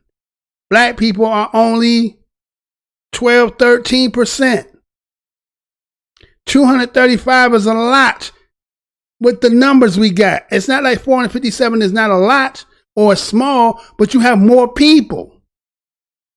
So that number would almost be equivalent to like our number, but that number is big for us because we're smaller. But we're not supposed to say nothing, right? Now, again, I don't know what's going on with white people. White people getting killed like that and it's not being put in the media. That's y'all business, right? I think that's y'all business, right? So again, in 2018, they got 399. We got 209. So what's that, 190 more? That's still a lot. Huh? 370 in 2019, 235 2019. That's 100 and what, 64 difference? So if you just take the number between black and whites being killed, then can't you see why everybody going up? Right? But because we're complaining, but y'all say these stats, but guess what? By police? I don't know if these stats conflated or not. I didn't know what they showing, right? But I do see, as I have circled, if you can see, you see it says unknown. I ain't never known somebody to be unknown. What does unknown mean? What do they mean by unknown? What do you mean unknown? 84, 204, 202, and 98. That's a group of people unknown, don't fit in no white, black, Hispanic. I don't even know what others is, right? So there's a big group of unknowns who don't go nowhere. That probably is, if I say unknown, I'll pretty much say they probably black. So now if you take those numbers and put them over back in that group, we'd be equivalent, to the white group. Because I don't know no unknown race group. I don't know what that is. What does that even mean? What special category is that? And what part of the race is that? Unknown. So that means somebody you don't identify or have not classified them. So they not white, right? They ain't Hispanic. Or they ain't Asian. But they unknown. Right? Okay. Right? That's what he say, right? All right, that's what he say. But your group is bigger. There's no way our number should be anywhere. So that means that we getting killed. They killing a lot. Unknown. It's the people shot to death by police. There's a lot. That's not a small number. Right? Now, I don't know why white people get shot to death like that. But guess what? Y'all have not been. Where's the advocacy? Where's y'all out there talking about white lives matter? We ain't seen none of that. So is them facts? Is that really true? That white folks been getting killed by police like that? And it took for what happened with George Floyd for y'all to now, you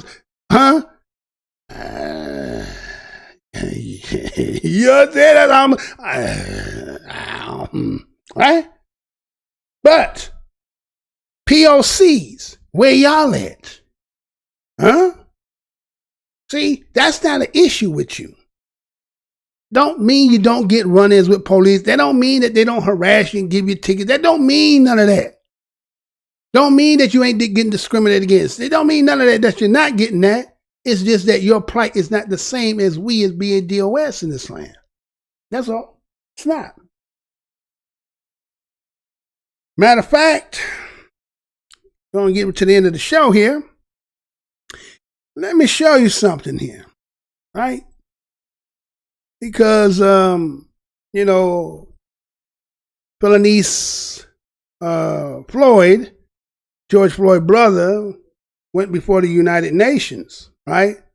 They tried to take it before the United Nations, so they felt like that would be an avenue to try to get some justice, right? So let me show you this here. Then I'll be back. Check this out. See, we should be good, right? Go do this and be right back.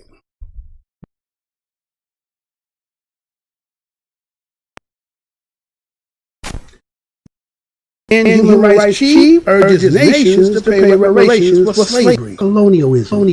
No, I'm going to say that again. UN Human Rights Chief urges nations to pay reparations for slavery. Colonialism. This story has come out of Fox News, June 17, 2020, and this is how it reads.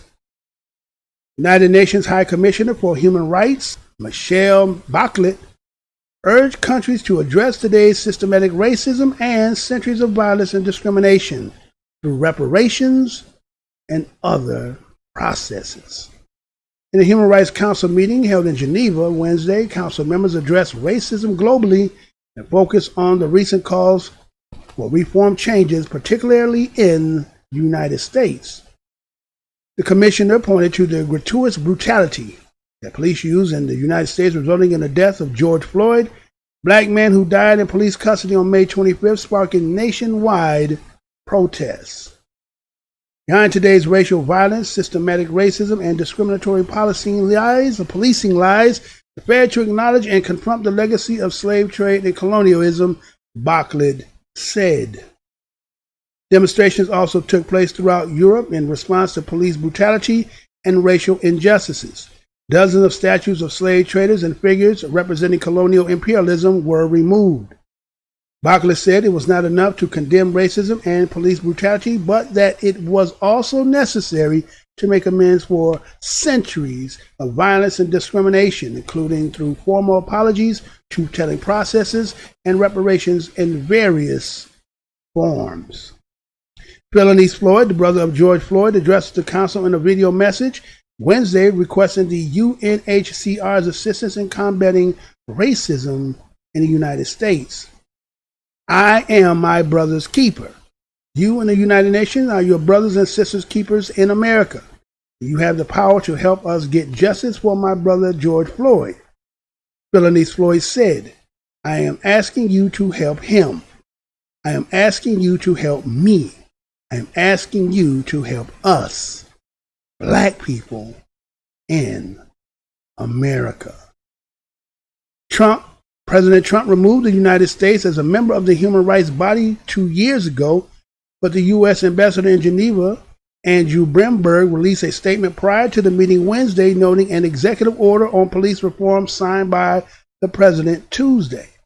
The United States recognized and is committed to addressing its shortcomings, including racial discrimination and injustices that stem from such discrimination that persists in our society, Bremberg said. Every democracy faces challenges. The difference is how we deal with them. 20 African nations have requested that the Human Rights Council investigate racism and police brutality in the United States. But Bartlett has not yet said whether or not she supports the resolution. Instead, she stressed the need for decisive action and reform, noting she was heartened to see measures on local and national levels banning chokehold, tear gas, rubber bullets, and flash grenades for police forces. The debate is expected to continue Thursday, where a vote on the resolution could be addressed. All human beings are born equal in dignity and rights. That is what this council, like my office, stands for, Bartlett said Wednesday. Human Rights Council, without the United States, will be weaker, but also endeavors of the United States. UN Human Rights Chief urges nations to pay reparations for slavery, colonialism. You know I'm going to say that again. UN Human Rights Chief urges nations to pay reparations for slavery, colonialism. This story has come out of Fox News, June 17, 2020, and this is how it reads. United Nations High Commissioner for Human Rights, Michelle Bachelet, urged countries to address today's systematic racism and centuries of violence and discrimination through reparations and other processes. In a Human Rights Council meeting held in Geneva Wednesday, Council members addressed racism globally and focused on the recent calls for reform changes, particularly in the United States. The commissioner pointed to the gratuitous brutality that police used in the United States, resulting in the death of George Floyd, Black man who died in police custody on May 25th, sparking nationwide protests. Behind today's racial violence, systematic racism, and discriminatory policing lies, the failure to acknowledge and confront the legacy of slave trade and colonialism, Bartlett said. Demonstrations also took place throughout Europe in response to police brutality and racial injustices. Dozens of statues of slave traders and figures representing colonial imperialism were removed. Bartlett said it was not enough to condemn racism and police brutality, but that it was also necessary to make amends for centuries of violence and discrimination, including through formal apologies, truth-telling processes, and reparations in various forms. Philonise Floyd, the brother of George Floyd, addressed the council in a video message Wednesday requesting the UNHCR's assistance in combating racism in the United States. I am my brother's keeper. You and the United Nations are your brothers and sisters keepers in America. You have the power to help us get justice for my brother George Floyd. Philonise Floyd said, I am asking you to help him. I am asking you to help me. I am asking you to help us, black people in America. President Trump removed the United States as a member of the human rights body 2 years ago, but the U.S. ambassador in Geneva, Andrew Bremberg, released a statement prior to the meeting Wednesday noting an executive order on police reform signed by the president Tuesday.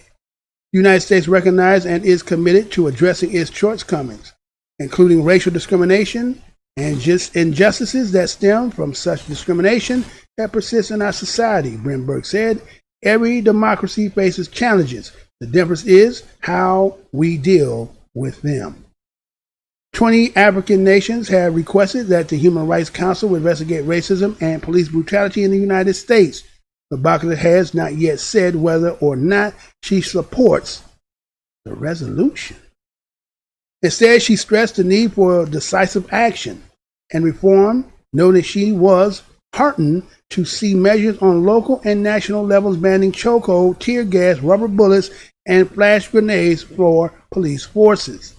The debate is expected to continue Thursday, where a vote on the resolution could be addressed. All human beings are born equal in dignity and rights. That is what this council, like my office, stands for, Bachelet said Wednesday. Human Rights Council, without the United States, will be weaker, but also endeavors of the United States in protecting and promoting human rights throughout the world will be weaker as well. For his statement. The United States of America announced last night at 11 p.m. Geneva time their decision to withdraw their membership from the Human Rights Council. Let me say it very clearly. If human rights issues are not discussed here, in this very room, chance to be dealt with meaningfully anywhere else. The Council provides a unique setting to hear a wide range of views, including those which other organizations are unable or unwilling to discuss. Concerning our next steps, as soon as the notification of withdrawal is formally received, action will be taken accordingly. As per the filling of the vacant seat, this will be acted upon in accordance with the UN practices, bearing in mind the provisions of the General Assembly Resolution 60/251. A new member will have to be elected as soon as possible to replace the United States for the remainder of its term. Thank you. Good afternoon. I want to thank Secretary Pompeo.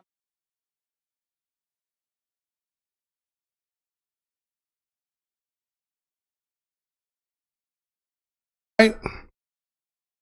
So that was the article on the UN, right? The chief of the, urges that the nations pay reparation for slavery, for colonialism, right? But there's an issue here because you heard Philonise Floyd, the brother, go before the nation and try to lay out and bear and ask, as you heard in the article, says that to help his brother, to help him, and to help black Americans. Now, again, why would Philonise Floyd be talking about black Americans if the plight and the history in this country is about POC? It's not about people of color. It's about black Americans. It's about the strife and the hardship and the history we have endured in this land. Now, the United Nations, that's POC, right? That's POC. There's people of color from all kinds of nations sitting inside the United Nations. Which place did you as POC come from? Huh? Now, I know some of you are born here, birth certificate wise, but your lineage and bloodline comes from where your parents is, right? And where their parents is from, right? So that's where your fight has been or has to be. You don't come here trying to merge yourself and trying to get in line to take something that you're not entitled to. But see, you want to take the claim, but see what we go through and what we had to go through and still go through. And guess what happened? Try to go there. This didn't happen before. 1951, you had William Patterson, and you had Paul Robeson try to present. You had in 1964, you say Malcolm X tried it too, right? But guess what the new one they pulled on at this time? They had in June 19th of 2018, the United States said they were done. They were done with the United Nations. You didn't know that? So check this out. I want you to hear some of this. I'm going to play bits and pieces of it so you can hear what took place. Now check this out. Partnership and his leadership as we move forward on these issues. 1 year ago, I traveled to the United Nations Human Rights Council in Geneva. On that occasion, I outlined the U.S. priorities for advancing human rights, and I declared our intent to remain a part of the Human Rights Council if essential reforms were achieved. These reforms were needed in order to make the Council a serious advocate for human rights.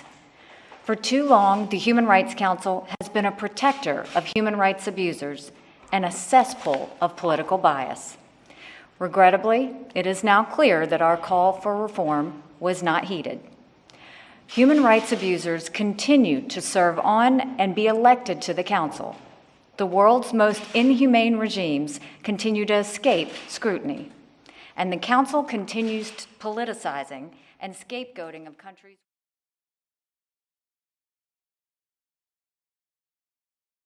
So you heard that they were talking about the reason why the United States was getting out of the United Nations is because why? They said they needed some reform going on in there. That you, according to their standard, were allowing people who were abusing their own people, abusing their own people, and would not be holding the criteria of what this organization is all about. And right? So let me let you hear some more about what was said in there. Let you hear some more. Attempt to distract from the abusers in their ranks. Therefore, as we said we would do a year ago, if we did not see any progress, the United States is officially withdrawing from the UN Human Rights Council. In doing so, I want to make it crystal clear that this step is not a retreat from human rights commitments. On the contrary, we take this step because our commitment does not allow us to remain a part of a hypocritical and self-serving organization that makes a mockery of human rights. We did not make this decision lightly. When this administration began 17 months ago, we were well aware of the enormous flaws in the Human Rights Council. We could have withdrawn immediately. We did not do that. Instead, we made a good faith effort to resolve the problems. We met with ambassadors of over a dozen countries in Geneva. Last September, in President... So you heard. They getting out of there, the United Nations, because it's a hypocrisy. That the stature that they have and the violations that some of these members who are coming in, that you allow membership, doing against their people, we're pulling out because we have a higher standard and that we do right. Now these they words here, right? This is what they said, right? So remember all the words that have been said here, right? Listen what they talking about, right? See? People like to say that they, the shining crystal clear and all this stuff, but in actuality, what you say is kind of going back to the mantra. Or the marquee, not the mantra. The marquee says what it says. And so we're to hold what the marquee say. But that's not how it goes.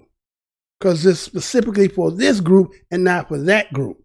But according to the game that everybody playing, everybody say, well, according to what they saying, you guys not playing by the rules. As a matter of fact, you actually harboring some disdain about this group over here, over in the Middle East, and we sanction that that's legit, and y'all griping and saying it's not, so we're going to get out of it because you're not going along with what we're saying. And they all looking like, okay, you got some issues too, right? You got some issues over there with your country at too. But it will never see the light of day.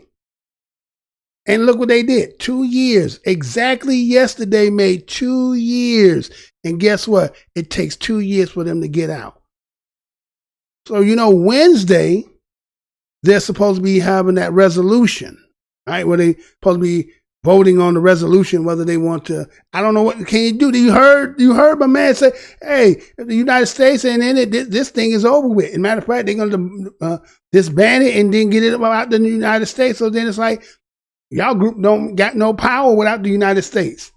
So the move that they did with the Philanese, what's his name? Philanese Floyd, that was for naught. As a matter of fact, even the chief even made it say, well, President Donald Trump he signed some reforms and we haven't signed no resolution. So even if they sign a resolution, that game is over now, basically. Because they done stepped out the game. Right? But then somebody keep telling us about rules of law. Not when it don't apply to you, it don't. Now it come to you. So, funny, man. I mean, I could play the rest, but I don't want to play because, my stuff been acting a little funny. We got a couple people in. Who's that? Rain Cunningham. What's up, bruh? I said, yes, we live. Yes, we live. I said, it's Killer.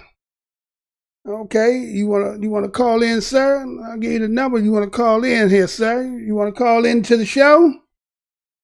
I'll let you call in on the show if you want to call in on the show. So let me go ahead and put that number up on the screen for you. All right, let me go ahead and put this on the screen here. And then you could call in on the show here. Go ahead and put the number up on the screen. See the number there, sir? The number is now on the screen. If you don't see it, it should be on the screen. 262-922-8755 is the number to dial. 262-922-8755. We get to call this brother here.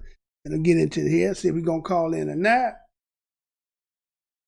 Give him time to call in. Matter of fact,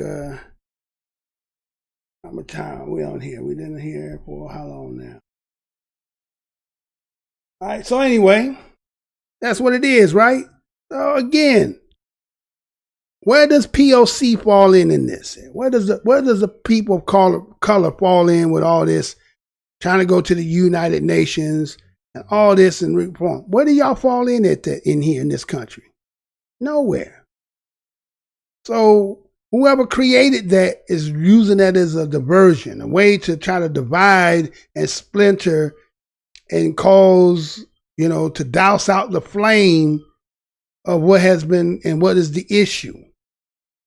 So a lot of y'all gonna have to just kind of come to a realization and understand that it doesn't negate the fact that you are born as an American. But the name of the game isn't about where you're born at, it's about your bloodline.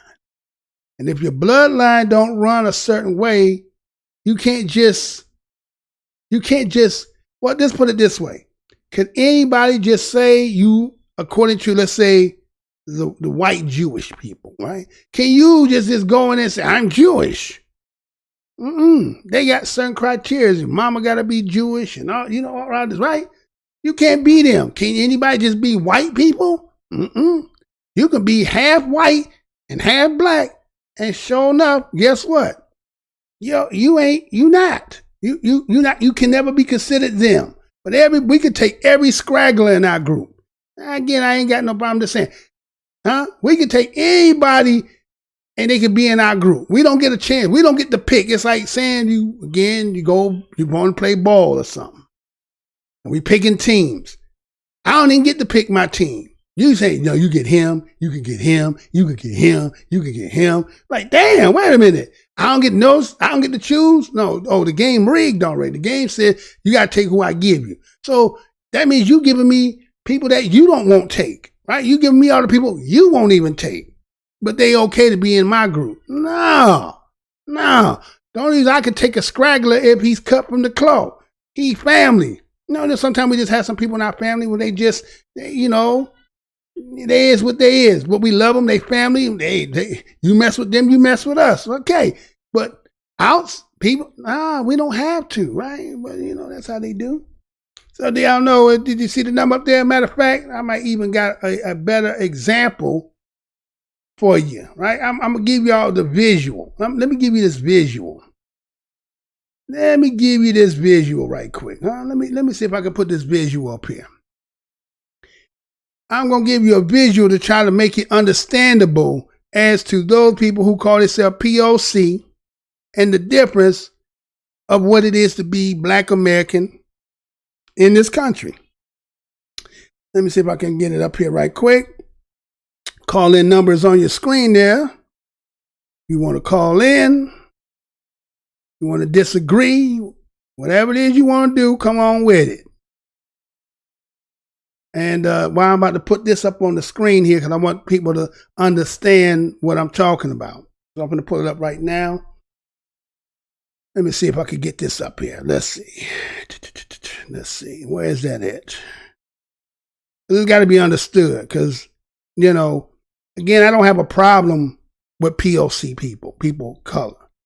I just think you need to know your place in this land and quit infringing on something that you're not entitled to. People can help support for your cause, but you can't button in line, right? You know what I'm saying? You can't butt in line. A lot of people like to butt in line and thinking that they entitled to some stuff. No, because if you went to your parents and asked them honestly, they're going to tell you. But that might just be the game everybody running. Now, what's going on here? Let me try to get this in. I don't know why it's not showing. It's not, for some reason, not showing the number, Killer. Let's see. So you calling? I ain't hearing nothing. Hold on, let me see. Let me see what's going on here. Maybe somebody they're trying to block it. Maybe. Let me see. Let me go look on see here if you call. Let me see. I want y'all to see this thing. So I want to give you this example too. Let me. Where is that at? Where is that at? No, it shouldn't be over here. You say you calling? Okay, I'm waiting for it. Somebody is buffering right now for some reason. I believe, you know what they do over here on this show. Where's it? Where is it at? Where is that at? I want y'all to see this so you can get a full understanding of, let me see. Is that it? Oh, this might be it. That might be it here. Hold on, let me see. I think that's it. No, here you go. I got it. All right, I got it.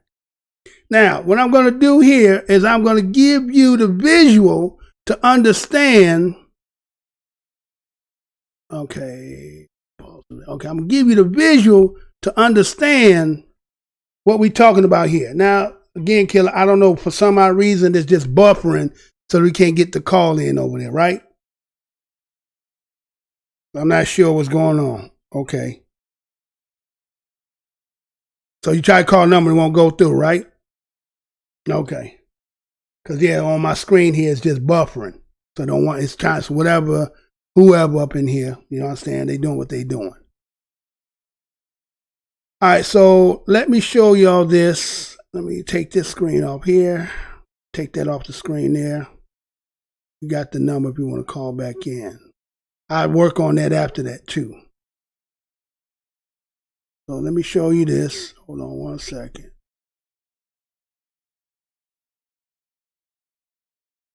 Damn, boy. Yeah, right, 1 second, y'all.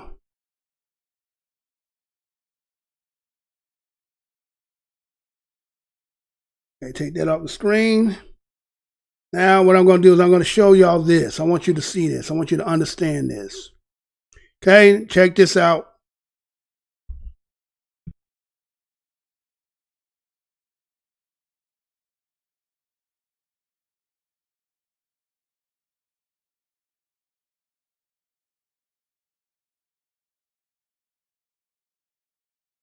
Say that we're going to start off with the dominant first.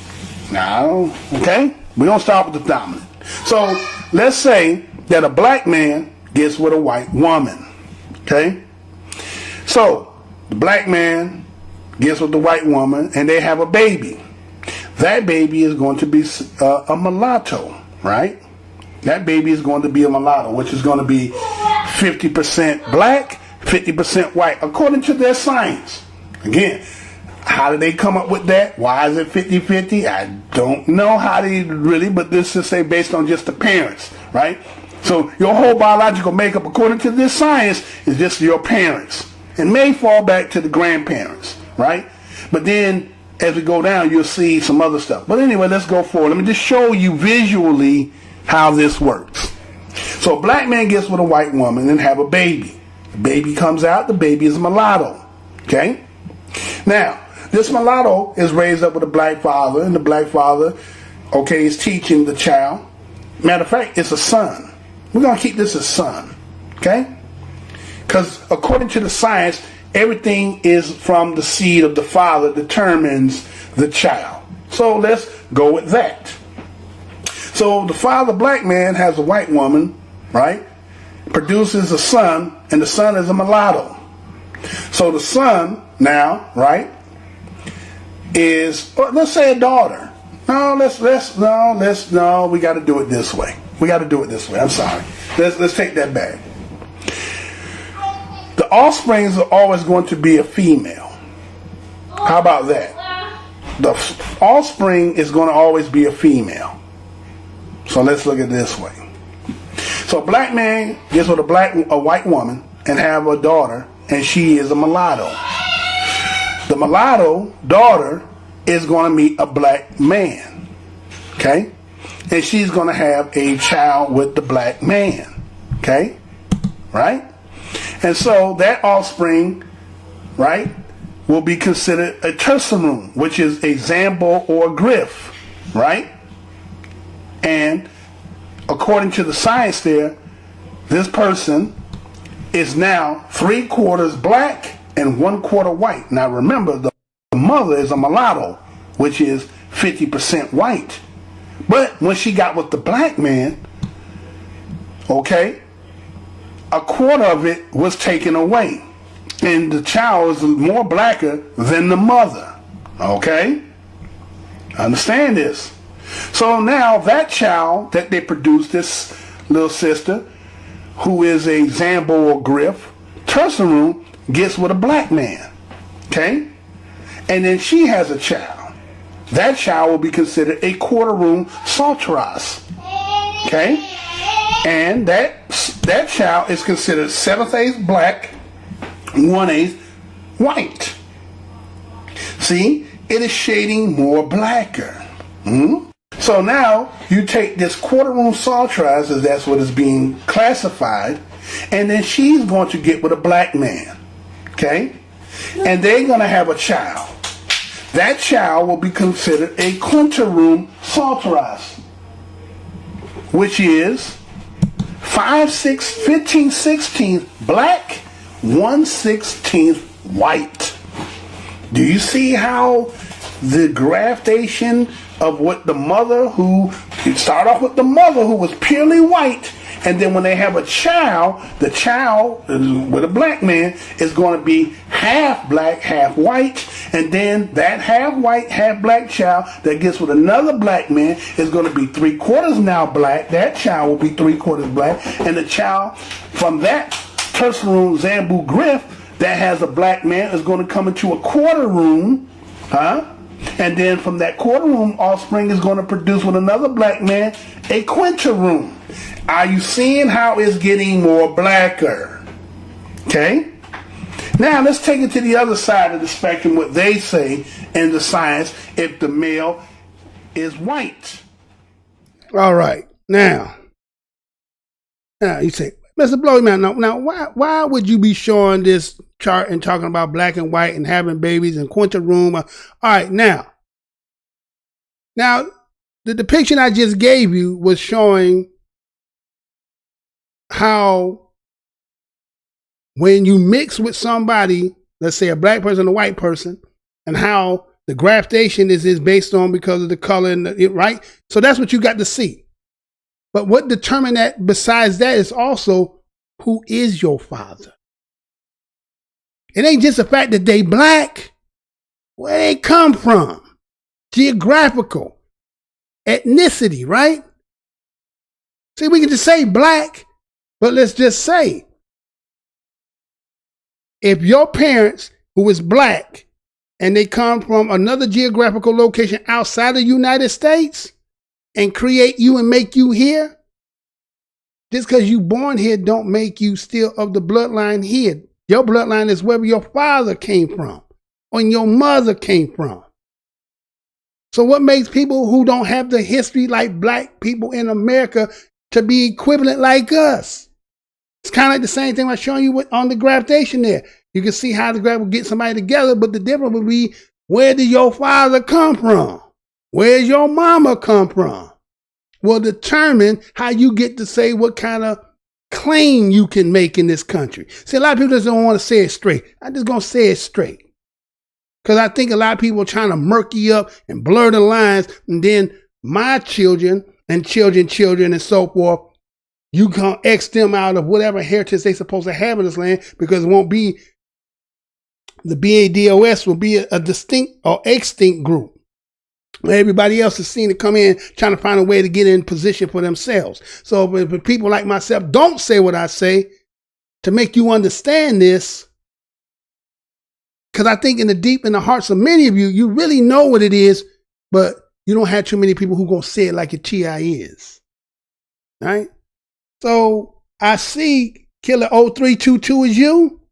It's showing the number, but it ain't showing that for some odd reason, it's like it won't make the call go through, which is crazy. Right? It just seems like the call won't go through. So if you want to try right now as I'm looking at it, let's see what happens. See if it come through. Right? Or I could, let's see. Is that you?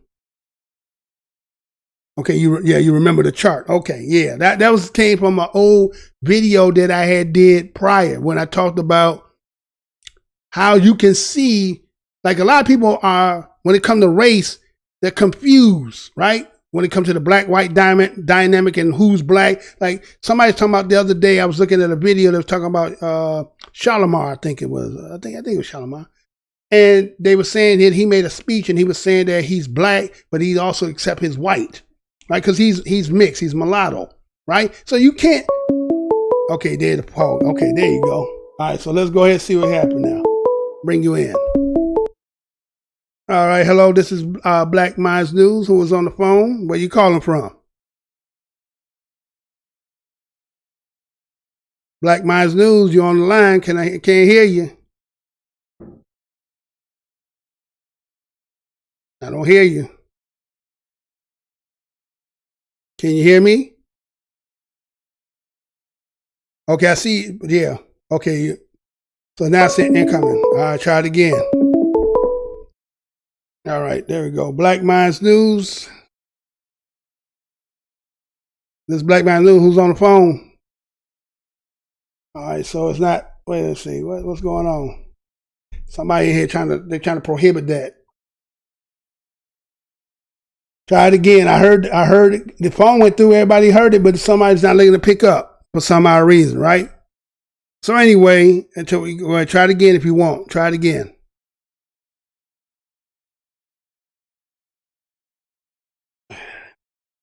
If y'all new to the show, matter of fact, for y'all sitting on your hand who might not be familiar with the show, you can do a little bit for me here.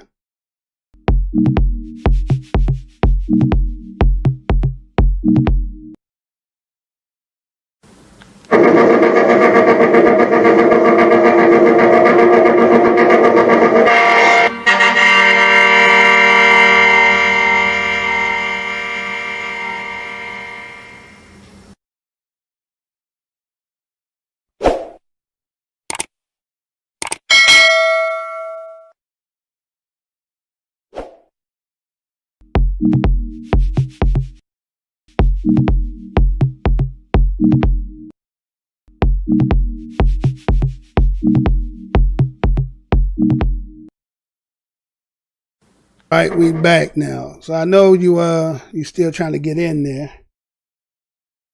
Yeah, the call coming through for some reason, but for some odd reason they blocking it. So, somebody probably was sitting up in here. If they're not sitting up in here, they're trying to do that. They're trying not to have that on the show. So try it one more time, Try one more again. It don't make sense why it's not coming through. Because I heard it ring. Matter of fact, how about this? Let's see if I do this. All right. Black Minds News. I'm your host, Mr. Blow Your Mind. What's your name? Where you calling from? You can't hear me? Wow. There you go. Can you hear me? Oh, yeah, I hear you. All right, there you go. What's good? How you feeling? What's your name? Where you calling from? Hey, man, it's Killer, man. I'm calling all the way from Toronto, Canada. Toronto, Canada in the house. What's good, my man? What's good with you? Yeah. Hey, man, I'm good, bro. Just, Okay. Just going with what's been going on in the world, Yeah, a lot been happening, right? Yes, sir. I mean, it's crazy because, like, a lot of stuff's been happening, and me and you have been talking for a long time now. It's not really surprising, you know what I mean? Like, Yeah, go ahead. I'm here. I'm all ears. Yeah, I mean, like, like, it's not really surprising to the point where it's like, I mean, it's a lot of different topics. Like, I don't want to like ramble, you know what I mean? Because you know me, I can talk. Yeah, no, it's not. No, the reason why I did today's show is because it was called the BIPOC. We call it BIPOC, and what this group is seen to be doing is, again, I don't have a problem with people who have issues and they want to protest, but this country has a history with the people who they seem to be trying to not deal with. So it seems like other people try to ignore the fact of what Black Americans have dealt with in this country and trying to find a way to get themselves in so they can get for theirs. And there's nothing wrong with providing for your family, trying to make a future for them, right? But you can't be a deterrent for something that existed before you got here. You have to give acknowledgement, and you have to give acknowledgement to that. And that's what a lot of people do. They don't want to give the acknowledgement to the sacrifice and what Black people have laid prior to them and whatever they have garnered since they've been here. And so based on what done took place since May 25th being the catalyst, I'm going to say this. George Floyd's situation is not what made this happen. It's been the long history of all the shit that's been going on, and that was just enough shit is enough shit. You get what I'm saying? When you seen that, it was like, yeah. When you seen that as a Black person, you was like, fuck all that shit, right? You're like, man, hold on, man. That's it. You know what I'm saying? Yeah. Right? Enough shit was enough shit. Like, fuck it. You could envision yourself in that position. You get what I'm saying? Many of us got those stories. We all got police stories. They probably, other than a baby just being born today, right? Other than a baby born today, don't got a story with that. And see, a lot of people think that we hate cops. It's not that we hate cops. It's just the fact that our run-in with them have never been really positive. And so when it got to that level, it was like, okay, you know what? It was just an organic spirit that rose up because, again, that day was Memorial Day. And that's what a lot of people don't get. The day that took place was Memorial Day, which was a spiritual day in this country that was created by the BADOS. Now, what white people did is they did take it and then made it for themselves and now called it Memorial Day. But the history of where that start from don't start there. That history starts with us. And so the day that happened, guess what? The ancestors was here of a commemorative day where they use it all about those in military. Memorialization don't have to be just military. It could be anybody who's left this country. They got me on big delay. I'm looking at this like, damn, they got me on really big delay. But anyway, but it can be anybody to be memorialized. But I'm just saying, just on the history of itself of what that established, he died on a day that was to commemorate that. And then we all got to go back and teleport to that day and see what took place. And so it resonated throughout the whole damn country and went outside the country. That's how you know it was spiritual. It was bigger, as in the beginning of this my show here. It got to the point, like Steven Jackson said, it's bigger than basketball. It's bigger than us. You see what I'm saying? And so that's what took place here. It was one of those situations that it's just one of those times and moments in history where a lot of people are going to be able to recall what they seen, everything that took place. It was that one of them moments. And then to have some of our people, I ain't even going to say this woman is one of our people. And again, I don't try to be divisive by saying black people of other cuts is not my people.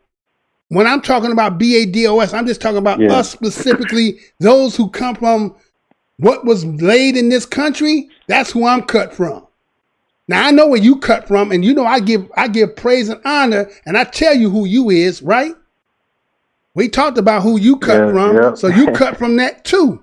But I'm just saying, other people who come here who, because they knew, right? They first, second generation, they don't have that culture history of where their people come from. So they have to take on the American, right? They got to take on this American culture. So they have to get in where they fit in. So the dominant culture here is a black culture. It's black American culture, right? So everybody fits in the black American culture. And so what you do, you take on the persona, the image, and now you saying, I'm black too. Now that ain't nothing wrong with that. But when it gets down to DNA and blood, now you got to jump off.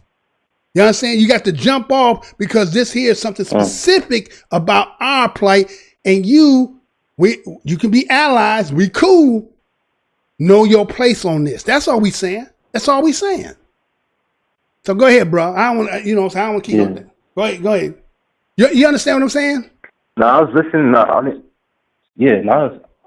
just had one question about what you said.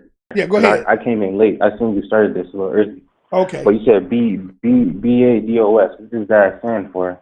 Black American Descendants of Slavery. The Black American. Some people say ADOS. They say American, but I got to have black first on mine. Yeah, go ahead. Yeah. No, I just gotta have black first on mine. That's all. That's crazy, bro. I've been wanting to talk to you.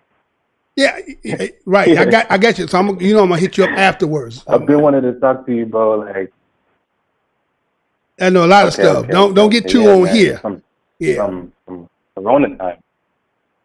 Oh, I'm trying to filter what I'm saying. Yeah, because we in the open. We talking the top, but we gonna talk afterwards. We're gonna talk over that. But I'm just on this topic here. I know you understand it because you done heard me say this for years.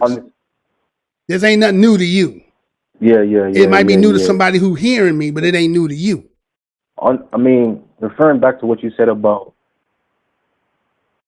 Oh no. But yeah, referring back to what you were saying about how talking about like the whole George Floyd thing and the spirits, man. Like I was talking to someone about it, and there was like, man, like if you watch the video or people saying that was there, you could hear like some shouts and like some cry outs, and like people were saying that like it was like the spirits coming down and crying and weeping down. You know what I'm saying? And I mean, that's pretty deep to me. You know what I'm saying? And like we was talking about like you know how they say, Jesus is going to come back and the resurrection and stuff like that, you know what I mean? And like, you never know, right? Like, it's a lot of variables going into that, you know what I'm saying? Like, but just to give like, you know what I'm saying, the people that's listening, my view, like, I'm an American dude born in New York, know what I'm saying? I was raised in Texas, and I go back and forth recently. I'm in Toronto now, Canada. So just to give like the people my kind of like view on what's happening from another country, it's the same shit.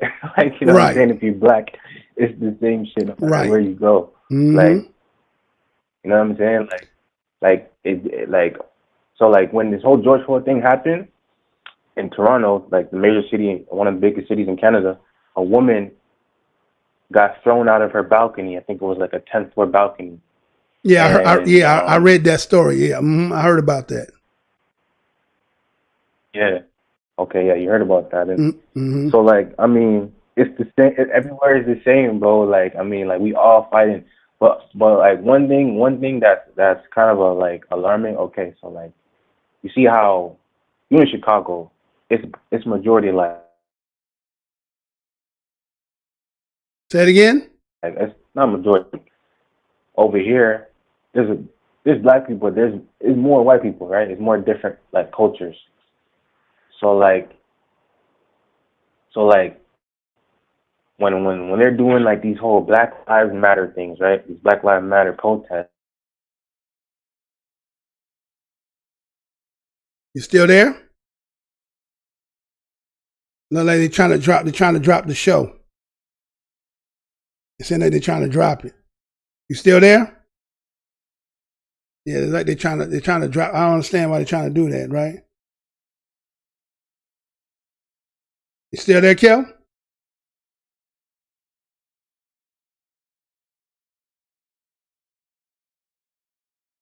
All right, looks like we might have dropped that call, I guess. Look like everything else seems to be freezing up a little bit here. All right. Yeah. I'm not sure what's going on here. I don't know if the call dropped or not. So if it did drop, you can try to call back again. If not, yeah, it looked like you dropped the call on us. So yeah, so you know what they're doing, sitting here, somebody's sitting here doing what they're doing, but it's okay.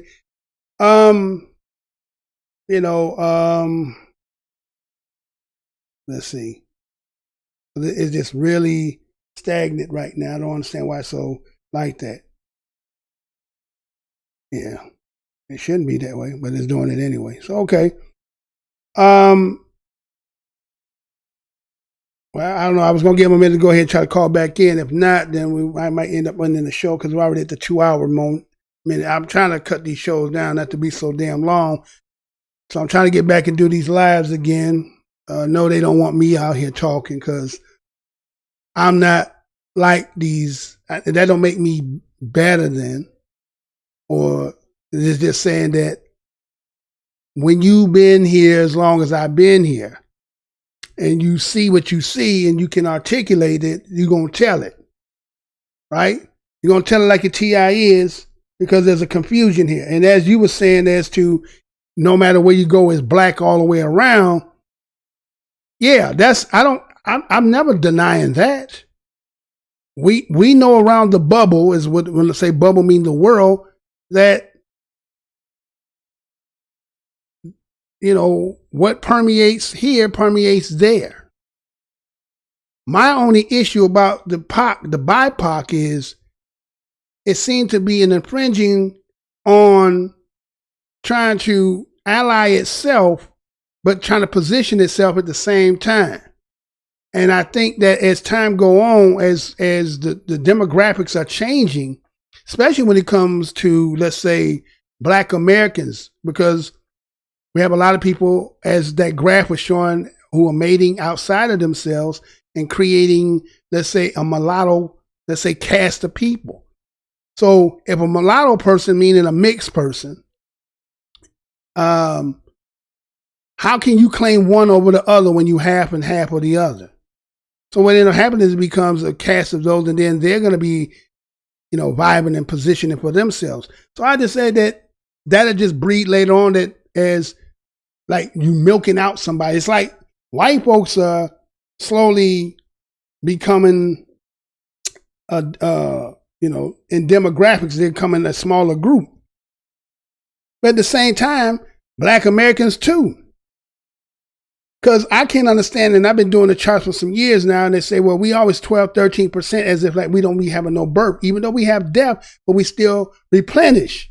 But those numbers don't change. And yes, people say, well, y'all killing more with Planned Parent and, dying. And yeah, still though, we still replenishing. Now, I know the younger generation now are not having as many children because of the financial situation. And I think that's why a lot of young people are out here doing what they're doing, because they can't see no future because of the condition they stuck in. So wouldn't you be angry and shit too? If you ain't really can't see no future other than where you are right now, and people want to talk about education and shit, that ain't working. Because at the end of that, when you get the education, you still got to go to the same person who discriminated you, whether they're going to give you a job. Based on the disparity between the economics, well, what do you expect? So people frustrated and tired. And then, a system that seems to have systemically going back history, as I put out for those who've seen the video about where patrol slave and the paddy roll and that whole nine come from, what has changed from then to now? And then we seeing how things finally being manifest in front of everybody's eyes to see what we've been saying the whole time. Now that you can see it, now everybody's saying, oh, it was true. We've been telling y'all that the whole damn time. So now that they done got caught with it, and now people talking about reform, but remember that they established that for a reason. If you go back to the video that I, read for you, how that was instituted, it tell you exactly what that was for. So if anybody think there's going to be a full reform in that, no, ain't not going to be no reform in that. Yeah, they're going to reform it all right. They're going to reform it, but they're not going to reform it because, again, one of the main issues that need to be sought after that they won't even put on the table, which the Supreme Court, we're talking about that, what do they call it, qualified immunity doctrine, right? Qualified immunity doctrine. And so if you can't get rid of that, then you can't get another. So they just dropped the call from that, huh? Ain't that something? Ain't that something? All right, so I was trying to wait for you to call back, but it ain't happened. But it's okay. But that's the show for today. Like I say, we Black Minds News, we trying to get back into the game and get it right once to get it all the way done. But I want to thank each and every one of you for coming and clicking on the video today. Black Minds News coming with another one of these topics. I want to touch it, and I did what I did, but was kind of off the whim, right? And seemed like everything over here is just stuttering, it's just all kind of nonsense going on. Let me see if I put it on here. Even if I put it on this one here, it won't do no difference. So you can't do none of that. So they got to just froze up. Yeah, there you go. Okay. So for some odd reason, the whole thing froze up. I can't do too much else. I don't understand why. It ain't like I got boo-boo internet, right? But the way they got it doing is doing it. So I might have to go back in the laboratory and figure it out. But again, I'm your host, Mr. Blow Your Mind, and it's been another Black Minds News production. And let me go ahead and we get ready to get up out of here. Can we get that right, sir?